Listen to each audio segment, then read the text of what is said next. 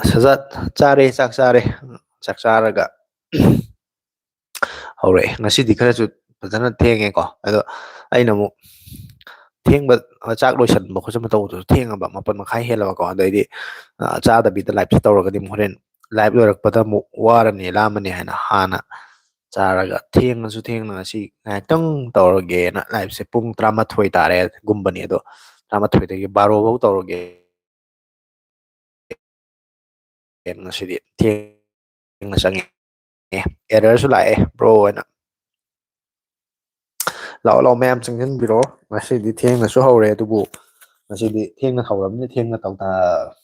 ma'am do koigi ngarang nong tabduda kano tawbu maliko ising su chawu maliko na ke khara dadi ngasidi thengma male hai thengi hawbata ngai dige error na su hai re open ngasidi khara thengma male na hai theng ngasidi khara thenge ma'am thengna lakpiri jam phare yaushalai je phare live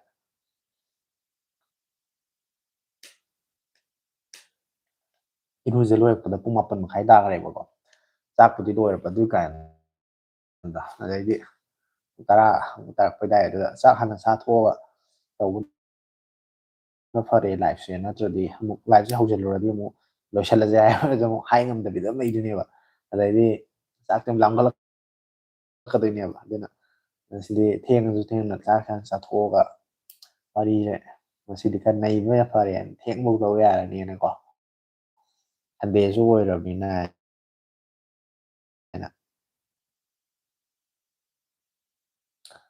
Modi laambadai nonginasu ising chawanba ꯇꯥꯔꯦꯅꯦ ꯀꯣ ꯃꯥ ꯂꯥꯛꯑꯝꯗ꯭ꯔꯗꯤ ꯆꯨꯔꯣꯏꯗꯕꯅꯦꯕ ꯅꯣꯡꯁꯦ ꯃꯥ ꯂꯥꯛꯀꯅꯤ ꯍꯥꯏꯕꯗꯨꯗ ꯏꯁꯣꯔꯁꯤꯅꯁꯨ ꯌꯥꯅꯤꯡꯗꯕ ꯍꯥꯏꯇꯥꯔꯦ ꯅꯪꯒꯤ ꯍꯟꯗꯛꯀꯤ ꯃꯇꯥꯡꯁꯦ ꯃꯅꯤꯄꯨꯔꯒꯤ ꯈꯣꯡꯆꯠ ꯂꯥꯏ ꯃꯌꯥꯝꯁꯤꯅ ꯅꯣꯡꯁꯦ ꯍꯩꯊꯍꯟꯕꯅꯦꯕ ꯃꯥꯒꯤ ꯃꯤꯇꯤꯡꯁꯦ ꯃꯥ ꯂꯥꯛꯄꯒꯤ ꯈꯣꯡꯆꯠꯁꯤꯗ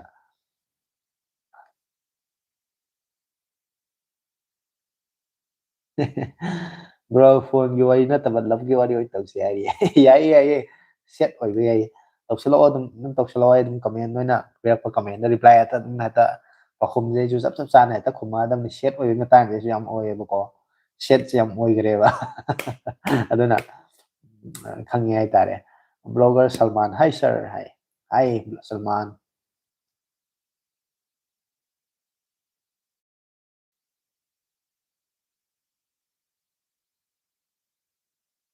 new viewer from Tripura. Okay, Salman is from Tripura. Salman, do you understand Manipuri language? Ma'am, like namsinbiyo hay ko. Hoy, like namsinbiro. Mi masinga like. Masinga chana like mga. Adivay ko. Mi masinga like. Masinga. Manana chana han se doy di. Ye hoy yam interesting lang na es. Hoy ma'am jam interacting hoy na. Wari siya nungay na sana ba do. Hoy hen se mi di ma'am yung like na ni thak lay masin nungay tre. Do na ma'am like namsinbiro.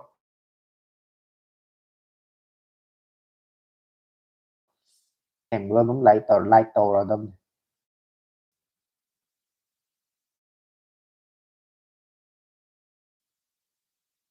nhiều thật thiên ấy mà xoài nó skin được tất tất lò như vậy lập si am đủ rồi mẹ aina aina nu si java mi di ai di oina ang de kay yun si boy mani nu si na bag khakang yuwa na ti sathi ba angak pa kaya niya ko gi human being gi consciousness sina khang ngamdaba hai tare ni ko ko na pamdaba pot se ꯁꯤꯗꯤ ꯑꯗꯨꯝ ꯑꯩꯈꯣꯏꯅ ꯇꯥꯟꯅꯔꯤꯈꯩ ꯂꯥꯞꯊꯣꯛꯑ ꯆꯠꯈꯤꯅꯦꯕꯀꯣ ꯑꯗꯨꯒ ꯑꯩꯅ ꯄꯥꯝꯗꯕ ꯑꯩꯅ ꯇꯥꯟꯅꯔꯨꯗꯕ ꯄꯣꯠ ꯑꯃꯗꯤꯀꯣ ꯑꯗꯨꯝ ꯏꯂꯥꯏ ꯂꯥꯏꯅ ꯍꯦꯛꯇ ꯐꯪꯍꯟꯕꯒꯨꯝꯕ ꯍꯥꯏꯇꯥꯔꯦ ꯁꯨꯃꯥꯏꯅ ꯑꯃ ꯇꯧꯋꯤ ꯑꯗꯨꯅ no I don't understand Manipuri language okay Salman I am from Manipur and far from also northeastern state so we are neighboring state one of the neighboring state not neighboring actually the neighboring state is Manipur with Mizoram so Tripura is also in the northern part so we not that and there are lots of some relatives are there in Tripura, and he also working in your Nirmahal. It's I think that is your secretariat or something like that. So he's working over there, and yeah, Tripura is also one of the ancient history which have history and civilization. So Tripura in ancient Manipur, Tripura is we used to call as Takhel. So you are Takhel and we are Kate. लेकिन आपको so you are आपने English में comment किया था ना इसलिए मुझे लगा कि आपको इंग्लिश आता है इसलिए मैं ये इंग्लिश में बताया। ठीक है, आप हिंदी में चाहते हैं तो हिंदी में भी कहेंगे। iPhone 16 versus iPhone 15 karena funny bro hai. Sterling ID कैनोना funny. iPhone 16 ना फरानी. iPhone 16 जो जी फ्लिपकार्ट की सेल जी इस दा 52,000 दा फंगी को। तो 52,000 से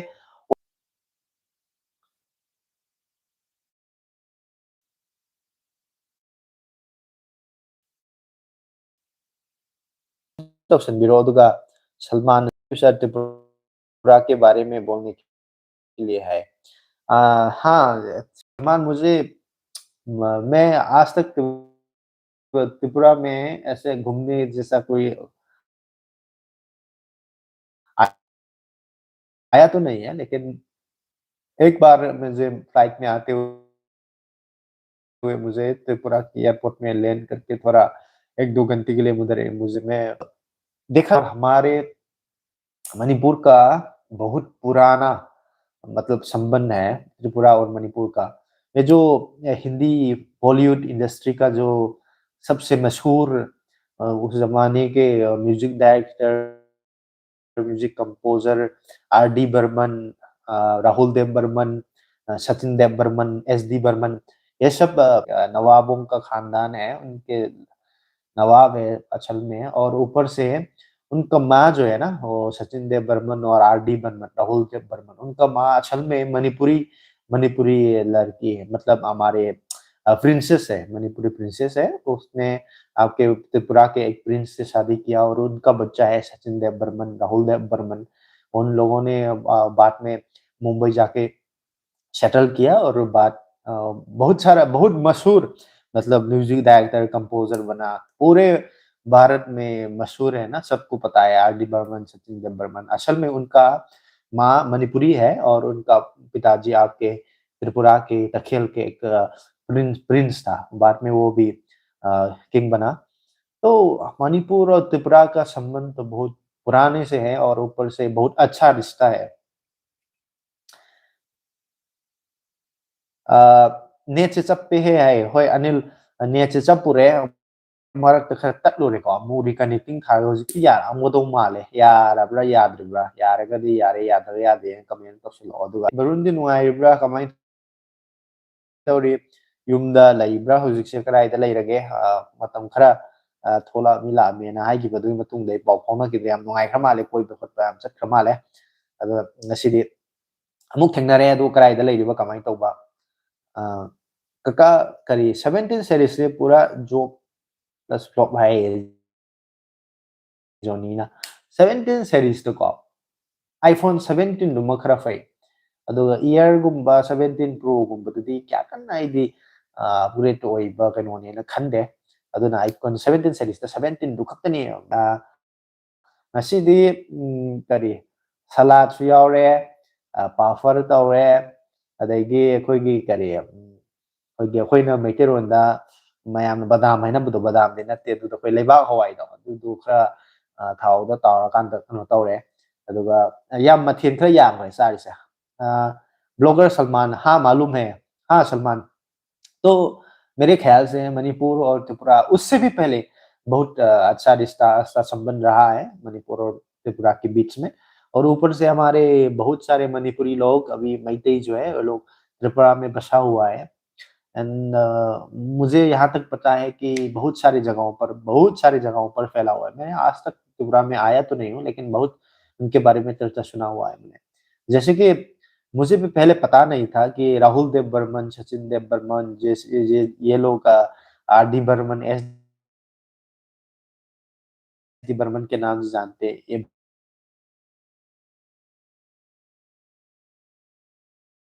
बहुत फेमस हुआ और सभी दुनिया भर में मतलब पूरे इंडिया में तो उनके नाम को चर्चा है। उनके साथ बहुत सारे फेमस कलाकारों ने, गायिकाओं ने गाना उनके साथ रिकॉर्ड किया। बहुत उनके बारे में सर्च किया तो सुपरमन का उनका माँ अचानक मुझे चौंक गया, अरे! इनका माँ भी मणिपुरी प्रिंसेस है करके। लेकिन अ, उससे भी पहले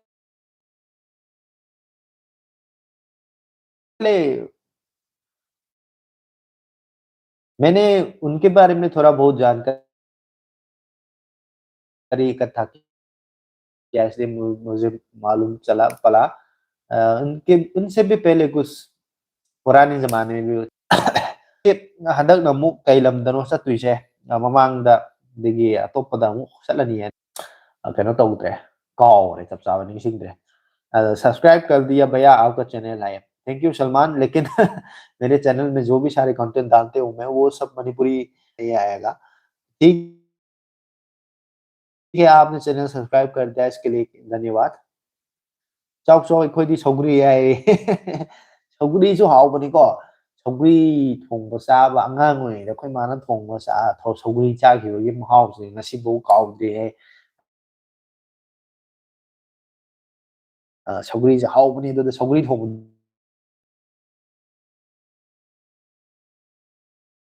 ꯑꯩꯈꯣꯏꯒꯤ ꯄꯀꯧꯔꯥꯗꯤ ꯅꯠꯇꯕꯀꯣ ꯄꯀꯧꯔꯥ ꯍꯥꯏꯔꯒ ꯃꯆꯥꯗꯣ ꯑꯗꯨꯗꯣ ꯑꯩꯈꯣꯏ ꯅꯣꯏꯅ ꯈꯪꯉꯔꯣꯏ ꯍꯥꯏꯇꯥꯔꯦ ꯂꯥꯏꯛ ꯉꯥꯏꯕꯗ ꯁꯤꯔꯦꯗ ꯍꯥꯏꯗꯤ ꯊꯥꯗꯣꯛꯁꯅ हाँ मणिपुरी है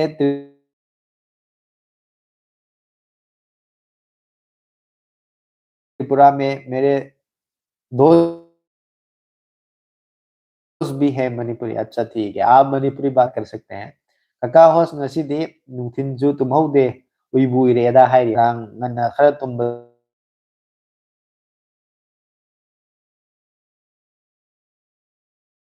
di fai ado nungthin tumbase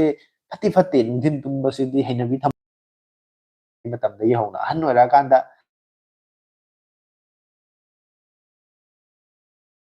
hꯛꯆꯥꯡꯅ ꯄꯣꯊꯥꯔꯛꯑꯀꯥꯟꯗ ꯋꯥꯔꯛꯑꯀꯥꯟꯗ ꯑꯩꯈꯣꯏꯒꯤ ꯄꯣꯊꯥꯕ ꯈꯣꯠꯄ ꯑꯗꯨꯝꯕꯅ ꯃꯈꯜ ꯑꯃꯅꯤ ꯑꯗꯨꯒ ꯊꯣꯡ ꯉꯥꯛꯇꯅꯤ ꯕꯥꯔꯨꯟꯅ ꯆꯠꯂꯤꯁꯤꯗꯤꯀꯣ ꯇꯥꯟꯖꯥꯅꯤꯌꯥ ꯑꯗꯩꯗꯤ ꯀꯔꯤ ꯌꯨꯔꯣꯞꯀꯤ ꯀꯟꯇ꯭ꯔꯤꯁꯤꯡꯁꯤ ꯊꯣꯡꯅꯕ ꯀꯣꯏꯁꯤꯜꯂꯛꯄꯁꯦ ꯅꯨꯡꯉꯥꯏꯔꯝꯒꯅꯤꯅ ꯈꯜꯂꯦ ꯑꯗꯣ ꯌꯨꯝ ꯂꯥꯞꯅ ꯂꯩꯕꯒꯤ ꯅꯨꯡꯉꯥꯏꯇꯕꯕꯨꯗꯤ ꯂꯩꯕꯅꯦ ꯑꯗꯨ ꯂꯝ ꯆꯠꯄꯒꯤ ꯅꯨꯡꯉꯥꯏꯕ ꯃꯈꯜ ꯃꯈꯜꯅꯤ ꯄꯨꯟꯁꯤ ꯍꯧꯖꯤꯛꯇꯤꯀꯣ ꯑꯋꯥ ꯅꯨꯡꯉꯥꯏ ꯑꯅꯤꯃꯛ ꯃꯤꯛꯁ ꯑꯞꯅꯤ ꯑꯗꯨꯅ ꯆꯨꯝꯃꯦ ꯉꯁꯥꯏ ꯑꯩꯅ ꯂꯥꯏꯚꯁꯦ ꯍꯧꯒꯦ ꯇꯧꯕꯗ ꯐꯅ ꯀꯨꯏꯅ ꯅꯦꯠ ꯌꯥꯗꯕꯒꯤ ꯂꯩꯈ꯭ꯔꯦꯕ ꯏꯌꯥꯝꯕ ꯅꯦꯠꯁꯦ ꯌꯥꯝ ꯅꯨꯡꯉꯥꯏꯇ꯭ꯔꯦ ꯍꯥꯏꯔꯤꯌꯦ ꯅꯦꯠꯁꯦ ꯃꯤ ꯇꯥꯅ ꯁꯥꯖꯩꯅ ꯀꯟꯊꯠꯂꯛꯀꯅꯤ ꯍꯥꯏꯔꯤ ꯃꯥꯅꯦ ꯅꯦꯠꯁꯦ ꯃꯤꯒ ꯑꯣꯏꯔꯝꯃꯗꯤꯀꯣ ꯄꯨꯔꯥ ꯐꯥꯔ ꯊꯝꯗꯧꯅꯦ ꯅꯦꯠ ꯐꯪꯗ꯭ꯔꯗꯤ ꯅꯨꯡꯉꯥꯏꯇꯦꯗꯅ ꯐꯥꯔ ꯄꯨꯡ ꯊꯣꯡ ꯂꯣꯟꯁꯤꯜꯂ ꯊꯝꯒꯗꯕꯅꯦ ꯁꯣꯔ ꯂꯣꯟꯁꯤꯜꯂꯒ ꯑꯗꯣ ꯈꯪꯃꯤꯟꯅꯔꯁꯤ ꯃꯦꯝ ꯌꯥꯔꯛꯑꯗꯕꯅꯦ ꯊꯣꯡꯅꯥꯎ ꯃꯌꯥꯛꯇ ꯆꯪꯁꯤꯟꯒꯦ ꯐꯥꯔ ꯀꯥꯏꯅ मोनिका थियामना हे काका नी सब्सक्राइबरनी हाइरी थागतचरी मोनिका सब्सक्राइब तौसनबिरक्वा अदो काका कौशलैसे काकाबुदि कौबा याइ कैसु काइदे कैमता वाराउबु लेते अदो सक्सिबु हेक येंबा काका मालबा करिनो तौरिसु मैम काका काका हाइसे अदमतंग कमेंट तौसलो इबुंग आइदि ngasi yam nokninge ibunggi live ngaiba oina ngahak kay haino ꯌꯥꯎꯔꯨꯕꯅꯦ ꯏꯁꯥꯒꯤ ꯑꯥꯏꯗꯤ ꯑꯁꯦꯡꯕꯗ ꯂꯥꯛꯑꯣ ꯑꯉꯛꯄ ꯃꯤ ꯌꯥꯝ ꯂꯩ ꯍꯥꯏꯌꯦ ꯑꯗꯨꯝ ꯀꯩꯅꯣꯅꯦ ꯑꯩꯈꯣꯏꯒꯤ ꯁꯣꯁꯤꯌꯦꯜ ꯃꯦꯗꯤꯌꯥꯁꯤ ꯇꯧꯅꯩꯁꯦꯀꯣ ꯌꯨꯇ꯭ꯌꯨꯕꯇꯕꯨꯗꯤ ꯍꯣꯏ ꯃꯁꯥꯒꯤ ꯆꯦꯅꯦꯜ ꯃꯃꯤꯡ ꯆꯦꯅꯦꯜ ꯊꯣꯟꯅꯔꯦ ꯐꯦꯁꯕꯨꯛꯇꯒ ꯇꯧꯅꯩꯁꯤꯅ ꯃꯁꯥꯒꯤ ꯃꯃꯤꯡ ꯅꯠꯇꯕꯤꯗ ꯑꯩꯒꯤ ꯊꯋꯥꯏ ꯑꯗꯨ ꯑꯗꯥ ꯀꯥꯏꯅ ꯀꯔꯤꯅꯣ ꯌꯥꯝ ꯇꯧꯔ ꯃꯃꯤꯡꯁꯦ ꯌꯥꯝ ꯊꯣꯟꯅꯩꯌꯦꯕꯀꯣ ꯑꯗꯨꯅ ꯊꯣꯟꯅꯕꯅꯤꯅ ꯃꯌꯥꯝꯁꯤꯅ ꯄꯥꯏꯔꯛꯏꯕ ꯃꯤꯁꯦ ꯁꯦꯡꯉꯤꯕ꯭ꯔꯥ ꯁꯦꯡꯗꯕ꯭ꯔꯥ ꯈꯪꯗꯕꯗꯣ ꯑꯗꯨꯅꯦꯕ ꯕꯔꯨꯟ ꯏꯌꯥꯝꯕ ꯑꯩꯒꯤ ꯏꯃꯥꯟꯅꯕ ꯑꯃ ꯂꯩꯈꯤꯗ꯭ꯔꯦ ꯅꯨꯡꯉꯥꯏꯇꯦ ꯍꯥꯏ ꯕꯔꯨꯟ ꯅꯪꯒꯤ ꯏꯃꯥꯟꯅꯕ ꯍꯥꯏꯁꯦ ꯀꯅꯥ ꯑꯣꯏꯗꯣꯏꯅꯣ ꯑꯩꯅ ꯈꯪꯕ ꯃꯤ ꯑꯣꯏꯗꯣꯏꯖꯥꯠꯂꯥ ꯅꯠꯇ꯭ꯔꯒ ꯀꯗꯥꯏꯗꯒꯤꯅꯣ ꯑꯗ ꯌꯥꯝ ꯅꯨꯡꯉꯥꯏꯇꯦ ꯇꯥꯕꯗ